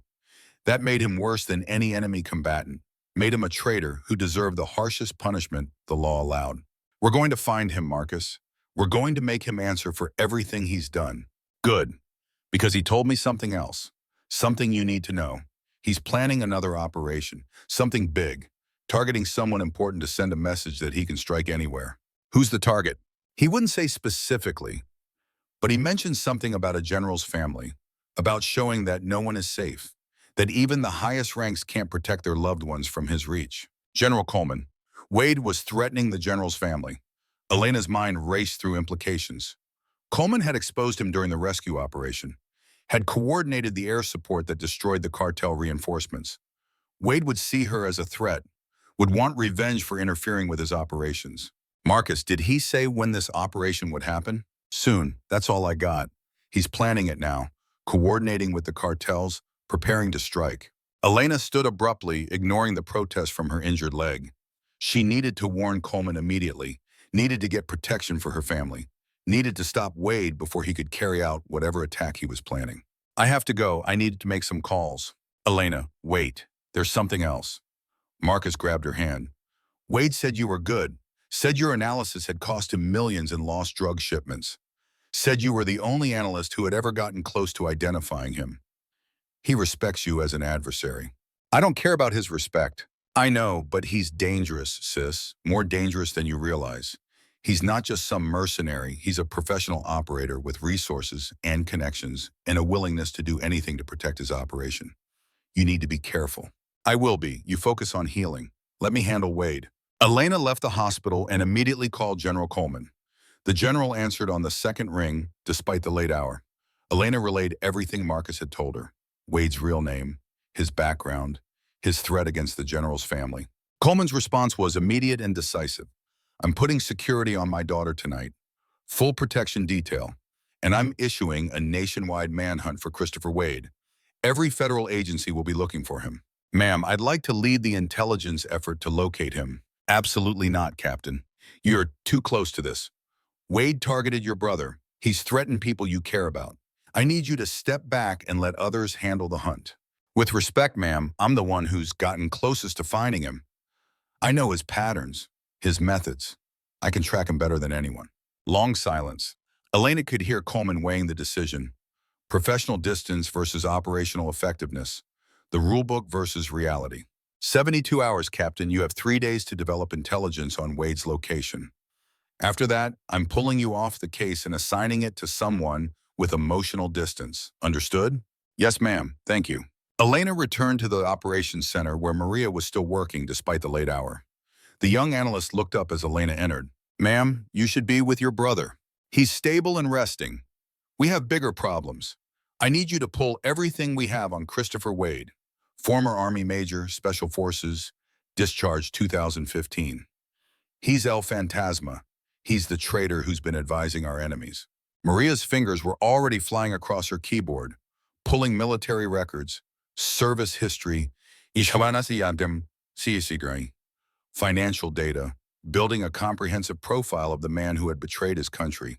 Ma'am, I have his file. Multiple deployments to Iraq and Afghanistan, excellent service record until 2014. Then something changed. Investigation for unauthorized killing of civilians, war crimes allegations, never formally charged but forced to resign, disappeared after discharge, no employment records, no tax filings, completely off the grid. Find him, Maria. Use every resource we have. Communication intercepts, financial tracking, known associates. He's out there and we're going to find him before he can carry out whatever he's planning. They worked through the night again, building the profile, tracking the digital shadows that Wade left behind. By morning, they had a picture of a man who had dedicated himself to revenge against the country he believed had wronged him. A talented operator who used his skills to kill Americans for profit. A traitor who would stop at nothing to protect his lucrative arrangement with the cartels. But they also had something Wade didn't know they had. His voice, his communication patterns, his operational methods. Every time he coordinated with the cartels, he left electronic footprints. And Elena was very good at following footprints. General Coleman arrived at the operations center at 0700 as promised. She looked tired but determined, ready to brief the operation and discuss next steps. Captain Cortez, bring me up to speed on Wade. Elena presented everything they had learned. Wade's identity, his background, his current role advising cartels, his threat against the general's family. The evidence was compelling but not conclusive. They knew who he was, but not where he was. My daughter is under protection, Coleman said. 24-hour security detail. Wade won't get close to her, but he's still a threat to other targets. We need to find him before he strikes. We're working on it, ma'am. Every intelligence agency in the government is hunting him. He can't hide forever. No, he can't. But he can do a lot of damage before we find him. Coleman turned to leave, then paused. Captain, your brother is safe because you refused to give up. You found him when everyone else said it was impossible. You coordinated a rescue that should be a textbook example of joint operations. That's exceptional work. Thank you, ma'am. But the mission isn't complete until Wade is in custody. Agreed, keep hunting. Find him, bring him to justice. Coleman left. Elena returned to her analysis. Wade was out there somewhere, planning his next attack, preparing to kill more Americans. But he had made a mistake. He had threatened people Elena cared about, had targeted her brother and the general's family, had made it personal. And when things became personal, Elena Cortez became very motivated indeed. She would find Christopher Wade, would track him through the digital wilderness until she knew exactly where he was hiding, would build a case so strong that no court could refuse to convict him, would make sure he spent the rest of his life in prison paying for his betrayal. Because that was what intelligence officers did. They hunted enemies in the shadows, turned information into action, protected Americans from threats they didn't even know existed. And right now, the biggest threat facing American forces was a traitor named Christopher Wade. El Fantasma might think he was invisible, might believe he could operate with impunity, but he had never faced someone like Elena Cortez, a wounded warrior who refused to quit, an analyst who saw patterns others missed, a Marine who would do whatever it took to protect her people. The hunt was on, and this time Elena wouldn't stop until justice was served. The manhunt for Christopher Wade consumed every waking moment, 72 hours. That was the deadline General Coleman had imposed. 3 days to locate a professional operator who had spent years learning how to disappear. 3 days to find a traitor who knew American intelligence methods better than most analysts. 3 days to stop a man who was planning an attack that could kill innocent people and send a message that no one was safe from his reach. Elena worked without rest. The operations center became her world. Computer screens showing intelligence feeds from every agency in the government, satellite imagery, communication intercepts, financial tracking, border surveillance. Every fragment of data that might reveal where Wade was hiding or what he was planning. Maria worked beside her, processing information with the same tireless dedication. Master Sergeant Wright coordinated with law enforcement across the Southwest. Everyone understood the stakes. Everyone knew that failure meant blood. The first breakthrough came at hour 20, a financial transaction. Wade had used a credit card linked to a shell company to purchase fuel at a gas station in El Centro, California. 50 miles from the border. The charge was small enough to avoid automatic alerts, but large enough to prove he was still in the area, still operating, still planning whatever attack he had threatened. He's not running to Mexico, Elena said, studying the location on a map. He's staying close, preparing for his operation. Maria pulled up surveillance footage from the gas station. Grainy video showing a man in civilian clothes pumping gas into a dusty pickup truck. Baseball cap pulled low. Sunglasses hiding his face. But the build matched Wade's profile. The movements carried military precision. This was their target. Can we get a plate number on that truck? Working on it. The angle isn't great, but I can enhance the image. 20 minutes later, they had the plate. Registered to another shell company. Traced through multiple corporate layers designed to hide ownership. But the trail eventually led to a property in the Imperial Valley. Remote farmhouse on 20 acres of desert scrub. Perfect isolation for someone who wanted to avoid detection. Elena called General Coleman with the update. The general's response was immediate. Send coordinates to the FBI. Have them prepare a tactical team to raid the property. Ma'am, with respect, I recommend we wait. If Wade is planning an attack, hitting his safe house might spook him into executing early. We need to know what he's targeting before we move. Captain, every hour we wait is another hour he could strike. My daughter is under protection, but Wade is resourceful. I won't risk her life on the assumption we can predict his next move. Elena understood the general's fear, understood the terror of knowing your family was targeted by a professional killer. But operational effectiveness required patience, required building a complete picture before committing to action. Ma'am, give me 24 hours to develop intelligence on his target and timeline. If I can't identify his plan by then, we'll hit the farmhouse with everything we have. But if we move too soon, we might lose our only chance to stop him permanently. Long silence. Coleman weighing the risk of waiting against the risk of acting prematurely. Finally, she spoke. 24 hours, Captain. Not 1 minute more. Find out what he's planning. Elena focused every resource on the farmhouse. Satellite surveillance showed minimal activity. One vehicle. Occasional movement of a single individual. No obvious preparations for an imminent attack. But Wade was too professional to advertise his intentions. Whatever he was planning would happen with minimal warning and maximum impact. The second breakthrough came at hour 36, an intercepted communication. Wade talking to a cartel contact about final preparations. The conversation was brief and encrypted, but Maria's systems caught fragments. References to San Diego, to a specific address, to a timeline measured in hours rather than days. Elena cross-referenced the address with known locations. It took 15 minutes to make the connection. The address was a coffee shop in downtown San Diego. A coffee shop where General Coleman's daughter Rachel worked as a barista while attending nursing school. Wade wasn't planning to kidnap Rachel Coleman in some dramatic raid. He was planning to walk into her workplace and kill her. Simple, direct, a message that even the families of generals weren't safe from his reach. An act of terrorism designed to prove that American leadership couldn't protect their own loved ones. Elena called Coleman immediately. No preamble, no diplomatic softening. Ma'am, Wade is targeting your daughter at her workplace, coffee shop in downtown San Diego. He's planning to hit her in the next 24 hours. Coleman's voice went cold and hard. Evacuate Rachel immediately. Get her to a secure location. Then I want every law enforcement asset in California surrounding that coffee shop. Ma'am, I have a better idea. We use Rachel as bait. Absolutely not. I will not risk my daughter's life to catch Wade. Hear me out, ma'am. Wade is a professional. If we evacuate Rachel, he'll know we're on to him and he'll disappear. We'll lose our chance to stop him. But if we control the environment, if we put our own people in position, we can catch him when he makes his move. You're asking me to use my daughter as bait for a professional killer. The answer is no. Elena pressed harder. Ma'am, Wade won't stop with Rachel. If we don't catch him now, he'll target someone else, another general's family, another high-value target designed to prove he can strike anywhere. The only way to stop him permanently is to catch him in the act. And if something goes wrong, if he gets to Rachel before we can stop him, then I will personally take responsibility. But ma'am, I won't let anything happen to your daughter. I'll coordinate the operation myself. We'll have the coffee shop locked down, armed personnel in position.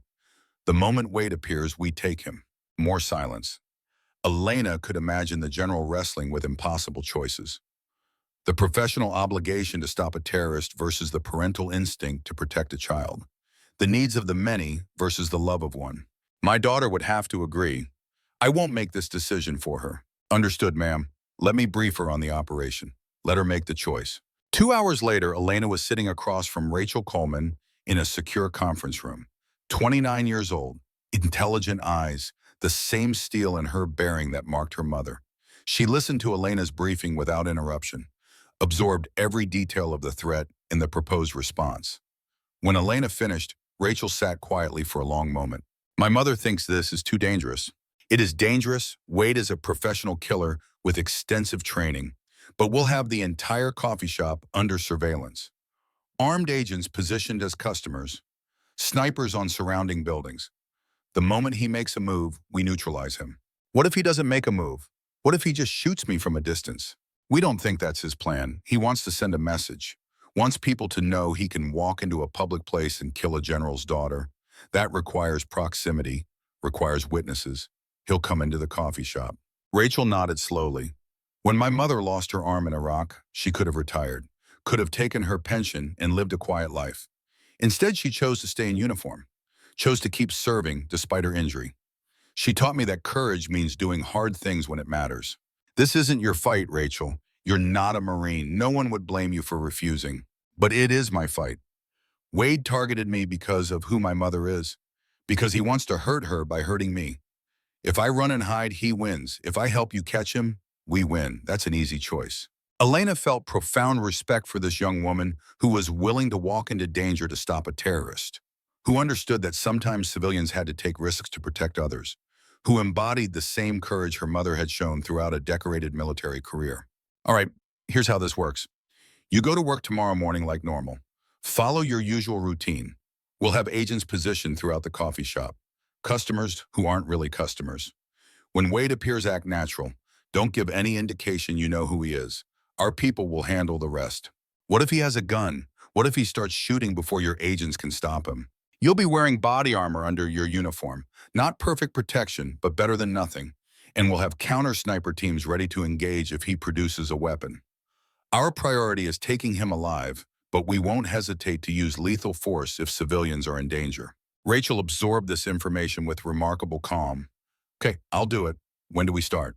The next morning, Elena positioned herself in a surveillance van 3 blocks from the coffee shop. Monitors showed every angle of the interior. FBI agents sat at tables reading newspapers and typing on laptops. All armed, all ready to respond within seconds if Wade appeared.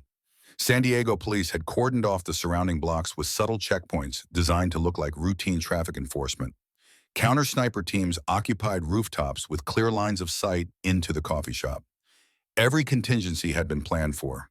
Every risk had been mitigated. Jake Holloway and his Raider team were positioned in a rapid response vehicle 2 blocks away. If Wade tried to run, they would pursue and capture. If he had backup, they would engage and neutralize. The entire operation had been coordinated with military precision, nothing left to chance. Rachel arrived at the coffee shop at 0600 as scheduled, started her shift making coffee and serving customers, acting natural despite knowing she was bait in a trap for a professional killer. Elena watched her on the monitors and marveled at her composure. The general's daughter was tougher than most Marines. Hours passed. Morning rush gave way to mid-morning quiet. Customers came and went. All of them checked against Wade's photo, none matching his description. Elena felt tension building. What if Wade had figured out the trap? What if he was watching from a distance and saw through their deception? What if he had already disappeared and they were wasting resources on a target who was long gone? Then at 09:15, a man entered the coffee shop. Caucasian, early 40s, fit build, wearing jeans and a polo shirt, baseball cap, and sunglasses, walking with the confident bearing of someone who had spent years in uniform. He approached the counter where Rachel was working, ordered a coffee, black, no sugar. Elena's heart rate spiked. The man matched Wade's general description, but she couldn't confirm identity through sunglasses and hat. She needed a positive ID before giving the order to move, needed to be certain they were arresting the right person. All stations, possible target at the counter, stand by for positive identification. The man paid for his coffee with cash. Exact change. No credit card that could be traced. He took his cup and moved to a table near the window, sat with his back to the wall. Professional positioning that gave him visibility of the entire shop and both exits. The behavior of someone who expected trouble. Elena zoomed the camera on his face, enhanced the image, compared it to Wade's military ID photo. The features matched. Same jawline, same nose, same cold eyes even behind the sunglasses. This was Christopher Wade, El Fantasma, the traitor who had killed Americans for profit, sitting in a coffee shop planning to murder an innocent woman to send a political message. Positive ID confirmed. Target is in the building. All stations prepare to move on my command. But Wade wasn't making a move, just sitting there drinking coffee, looking around the shop with casual interest.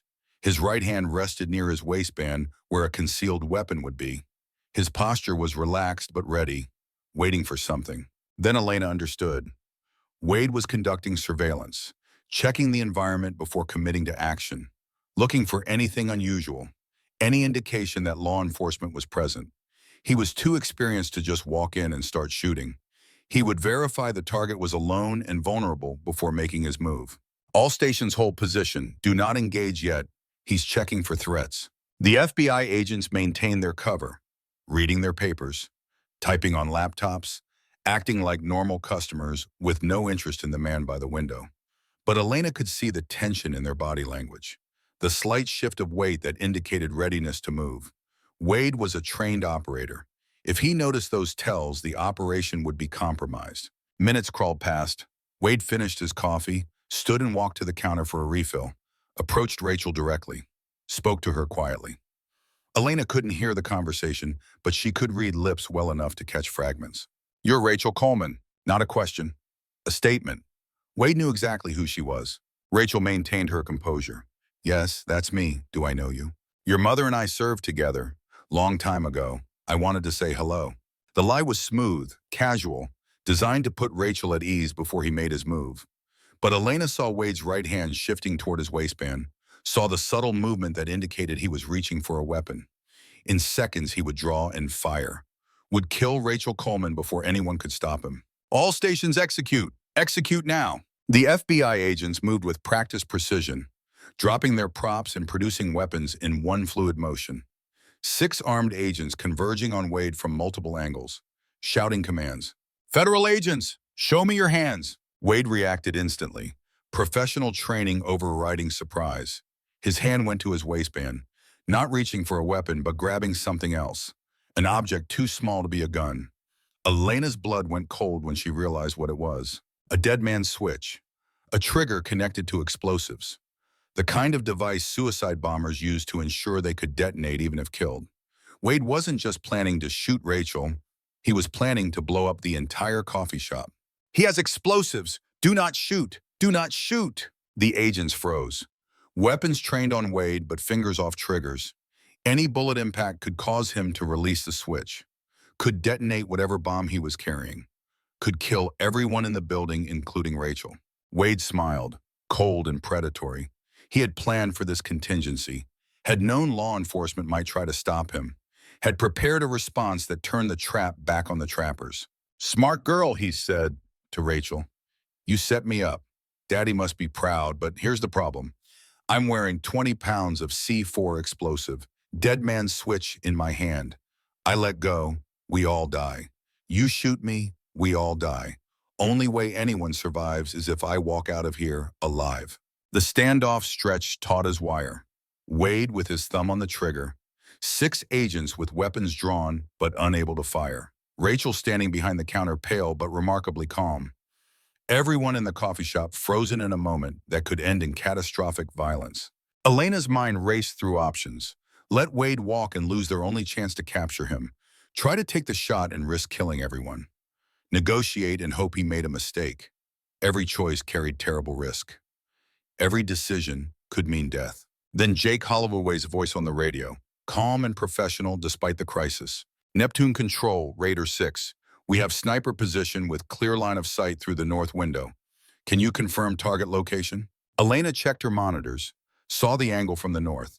Wade was standing in a position that gave Jake's sniper a clear shot to his head, a shot that would kill him instantly, drop him before his thumb could release the switch. But the margin for error was microscopic. Any flinch, any slight movement, any imperfection in the shot could result in Wade detonating, could kill Rachel and everyone else in the shop. Elena had to make the call, had to decide whether to trust Jake's team with lives that hung on the precision of a single bullet. She thought about Jake's journey, from the angry operator who had mocked her injuries to the professional warrior who had saved her brother, from the man consumed by hatred to the Marine who chose duty over vengeance. She had trusted him with Marcus's life. Could she trust him with Rachel's life? "Raider 6, you are cleared to engage. 1 shot. Headshot only. Do not miss." "Copy. Stand by." The seconds stretched into eternity. Elena watched Wade on her screens, watched him calculating his next move, watched the FBI agents maintaining their positions, watched Rachel standing absolutely still behind the counter. Then the window shattered, the supersonic crack of a rifle round traveling faster than sound. Wade's head snapped back. He dropped like a puppet with cut strings. The dead man's switch fell from his hand and clattered on the floor. But his thumb stayed pressed against the button, some final electrical impulse from dying nerves keeping pressure on the trigger. Everyone held their breath. The bomb didn't detonate. An FBI agent rushed forward and carefully pried the switch from Wade's hand, maintained pressure on the button while disarming the circuit. 30 seconds later, he gave the all clear. The device was safe. Wade was dead. The crisis was over. Elena sagged against the van wall, adrenaline draining from her body like water. They had done it, had stopped Wade without casualties, had protected Rachel Coleman and everyone else in that coffee shop. The operation was a success. Jake's voice on the radio. "Neptune Control, target is down. Confirmed kill. Area is secure." "Copy, Raider 6. Outstanding shot. You saved lives today." "Just doing the job, ma'am. Tell Miss Coleman I'm sorry about the window." Despite everything, Elena smiled. Jake making jokes after killing a man. The dark humor of warriors who dealt with death as part of their profession. The coping mechanism that kept them sane when they had to do terrible things for good reasons. General Coleman arrived 20 minutes later, rushed into the coffee shop and embraced her daughter with fierce intensity. Rachel was crying now that the danger had passed, releasing the fear she had controlled during the crisis. Mother and daughter holding each other while FBI Barn agents processed the scene and marked evidence. Elena entered the shop and approached the general. Coleman looked up, her eyes wet with tears, and extended her hand. "Captain Cortez, you saved my daughter's life. I will never forget that." "Ma'am, Staff Sergeant Holloway made the shot. He deserves the credit." "You both deserve credit. You coordinated the operation. You made the hard calls. You trusted your team to execute perfectly. That's leadership." Elena looked at Wade's body being loaded into a coroner's van. Christopher Wade, El Fantasma, the American traitor who had killed dozens of people for profit, dead now. no longer a threat. His operation ended by the same military precision he had once possessed. "What about Colonel Patterson, ma'am? Any word on his location?" Coleman's expression hardened. "FB, I caught him trying to cross into Mexico. He's in federal custody. He'll face trial for espionage and conspiracy to commit murder. He'll spend the rest of his life in prison. Justice. Not perfect but appropriate. Patterson would pay for his betrayal, would spend decades reflecting on how desperation and fear had turned him into a traitor, would die in prison knowing his name was synonymous with dishonor." But Elena felt no satisfaction, just sadness for a good Marine who had made terrible choices, who had let fear corrupt his values, who had destroyed a career and a legacy because he couldn't find another way to save his wife. "Ma'am, his wife, the experimental cancer treatment. Can we help her?" Coleman looked surprised. "You want to help the family of a traitor?" "I want to help a woman dying of cancer who didn't ask her husband to betray his country. She's innocent. She shouldn't suffer because of his choices." The general studied Elena with something that looked like respect. "I'll see what I can do. There are charitable organizations that help families of wounded or imprisoned service members. I'll make some calls." "Thank you, ma'am."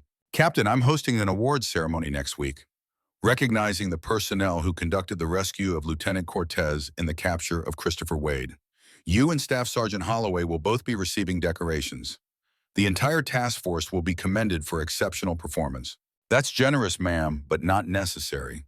We were just doing our jobs." "No, you were doing far more than your jobs.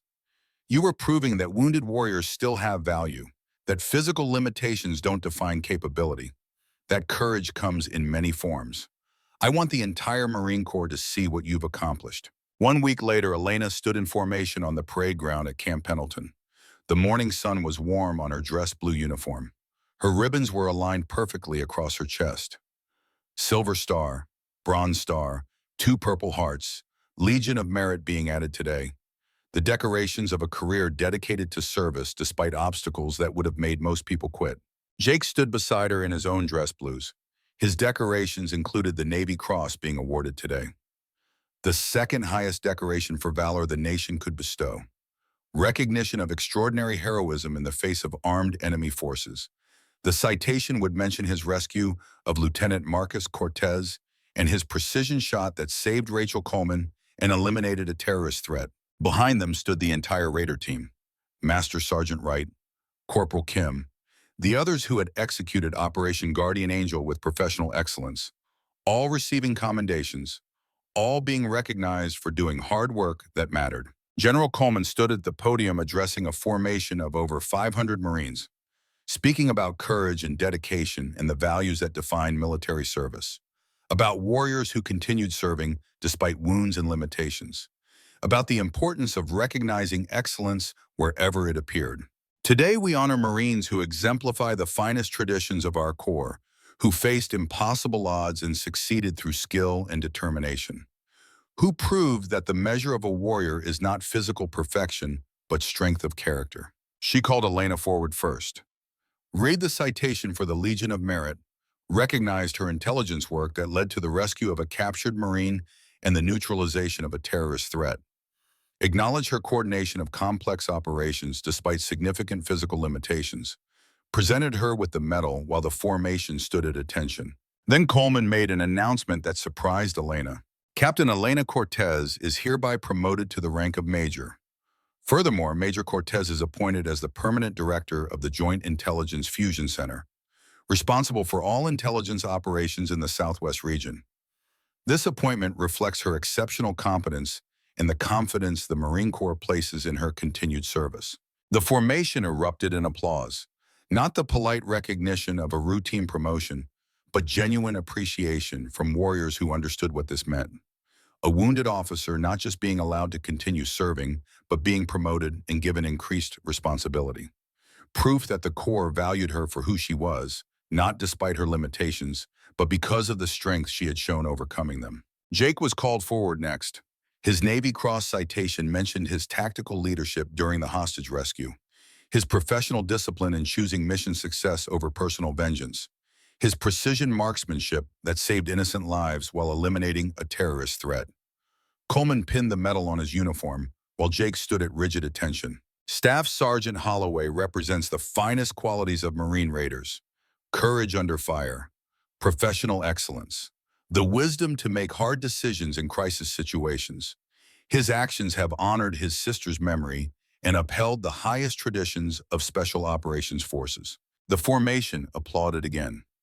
Jake's teammates shouting encouragement and congratulations. The kind of brotherhood celebration that marked genuine respect among warriors.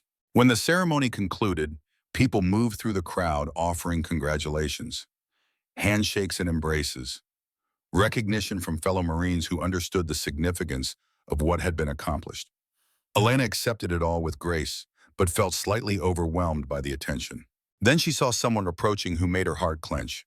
A woman in her 50s, gray hair and kind eyes, wearing civilian clothes but carrying herself with the dignity of someone who had faced terrible loss and survived it.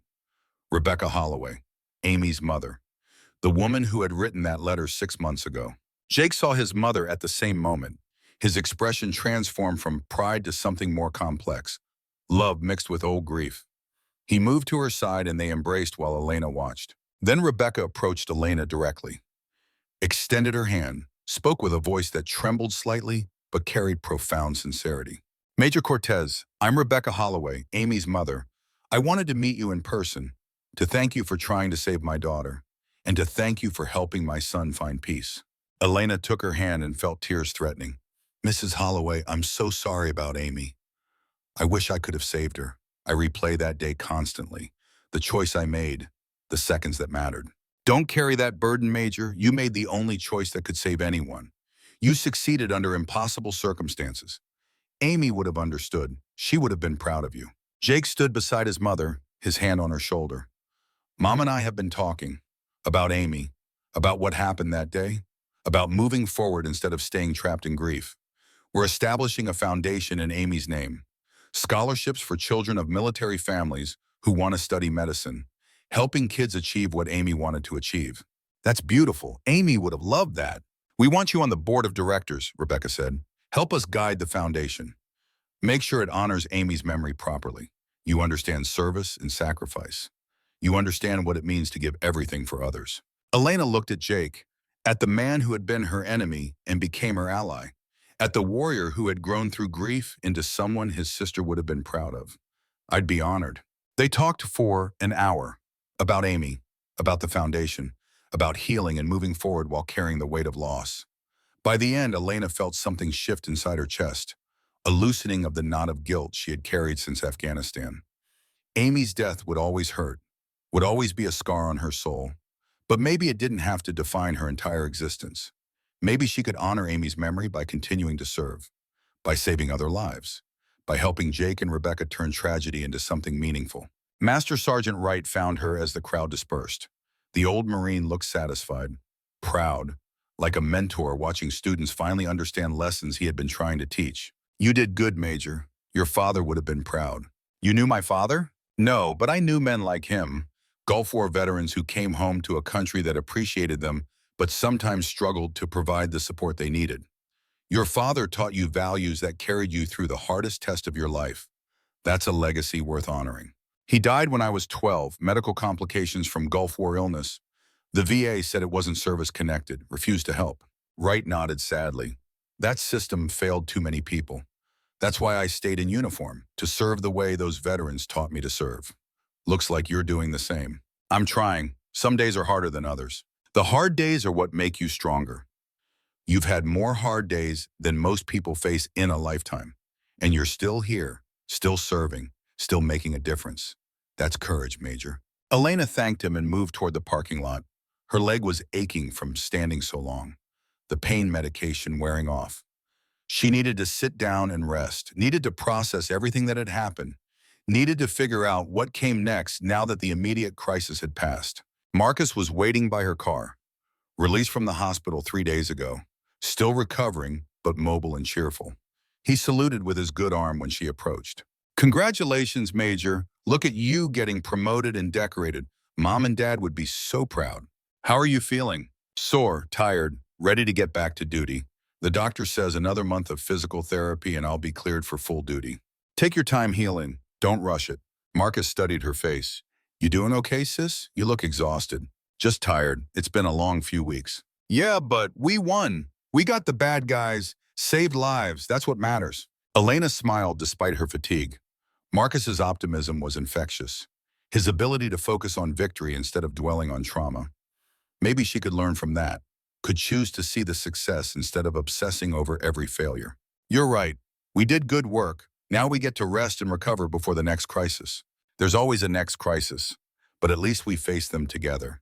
They drove to the beach, sat on the sand watching the Pacific Ocean roll against the shore.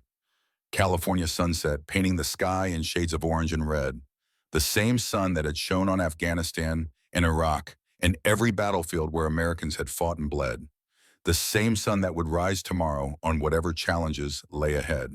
Elena removed her crutches and let her feet touch the sand.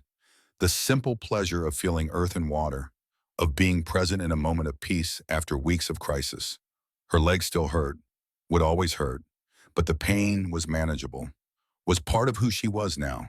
Not a limitation, but a reminder of what she had survived. What are you thinking about? Marcus asked. About the future, about what I'm going to do with this new position, about whether I'm good enough to lead an intelligence center. You're more than good enough. You just proved it. You found me when everyone else said it was impossible. You stopped a terrorist attack. You helped capture traitors. That's not luck. That's skill and determination. Maybe, but there's so much I still can't do, so many limitations I have to work around. Everyone has limitations. Yours are just more visible. But you've also got strengths most people don't have. The ability to see patterns others miss. The courage to make hard decisions. The determination to keep fighting when most people would quit. That's what makes you valuable. Elena leaned against her brother's shoulder, grateful for his presence, for his unwavering support, for his belief in her even when she struggled to believe in herself. Thanks for being here, Marcus, for being my family when I needed it most. That's what brothers are for. Besides, you saved my life. Literally organized a hostage rescue to get me back. I owe you everything. You don't owe me anything. That's what Marines do. We don't leave people behind. They sat in silence watching the ocean, the waves rolling in and out with timeless rhythm, the water that connected continents and carried ships and held memories of everyone who had ever sailed upon it. Elena thought about all the warriors who had sat on beaches like this throughout history, who had watched the same ocean after battles won and lost, who had carried the same weight of grief and guilt and determination to continue serving despite wounds that never fully healed. Her phone buzzed, a text from General Coleman, brief and professional. Major Cortez, report to my office Monday morning 0800. We have work to do. Well done this week, Coleman. Elena showed the message to Marcus. He grinned. See? They're not letting you rest. Too valuable. They need you working. Good. I'd go crazy sitting idle. I need the mission. Need to feel like I'm contributing. You've been contributing since the day you put on the uniform. Before that, probably. It's who you are. Wounded or whole, you're a Marine. That doesn't change. Elena thought about that, about identity and purpose, about who she was beyond the physical limitations. She had spent 8 months afraid that her injuries had stolen everything that mattered, had believed that without her body functioning perfectly, she was worthless. But the last few weeks had proven that wrong, had shown that her mind was her greatest weapon, that her value came from intelligence and determination and the refusal to quit when circumstances became difficult. I'm going to accept the director position, she said. Going to lead that intelligence center and prove that wounded warriors can still accomplish the mission. That's my sister. Always choosing the hard path. Not the hard path, just the right path. They stayed on the beach until full darkness fell, until the stars emerged overhead and the ocean became a sheet of black glass reflecting moonlight, until the day's heat faded and cool night air made them shiver. Then they drove back to base, back to the world of uniforms and regulations and missions that never ended. Elena dropped Marcus at his barracks and continued to her apartment, climbed the 16 steps that had seemed impossible 8 months ago but were routine now, unlocked her door and entered the small space that was hers alone.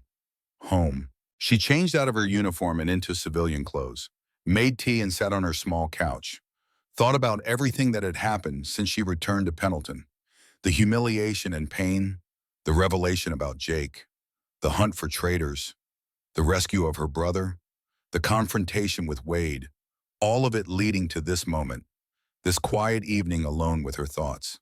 On the coffee table sat a photo, Amy Holloway's official military portrait.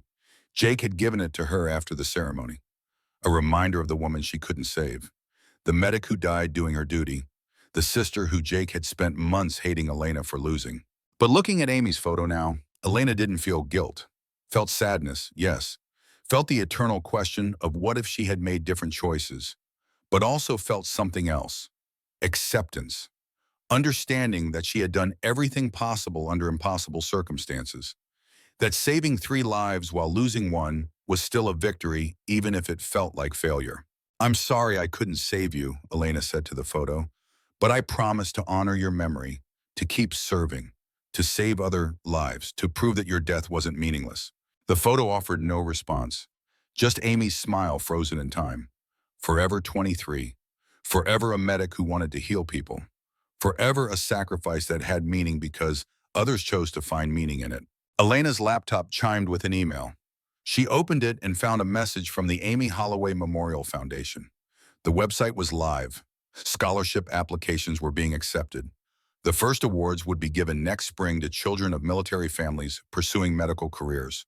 Already donations were coming in, veterans contributing, military families supporting, people who understood the importance of honoring sacrifice by helping the next generation. The foundation's mission statement appeared on the screen. Elena read it and felt tears forming. "In memory of Army Specialist Amy Holloway, who gave her life serving others.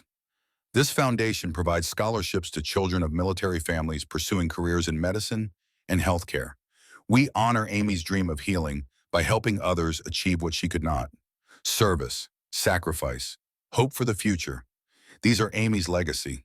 Below the statement was a photo, Amy in her uniform, smiling, full of life and potential and dreams that would never be realized.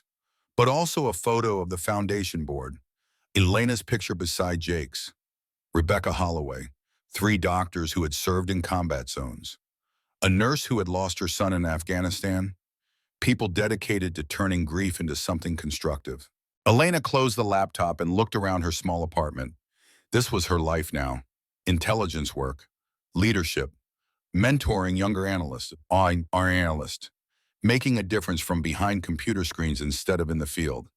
It wasn't the life she had planned, wasn't the career she had imagined, but it was meaningful. It was important. It was enough.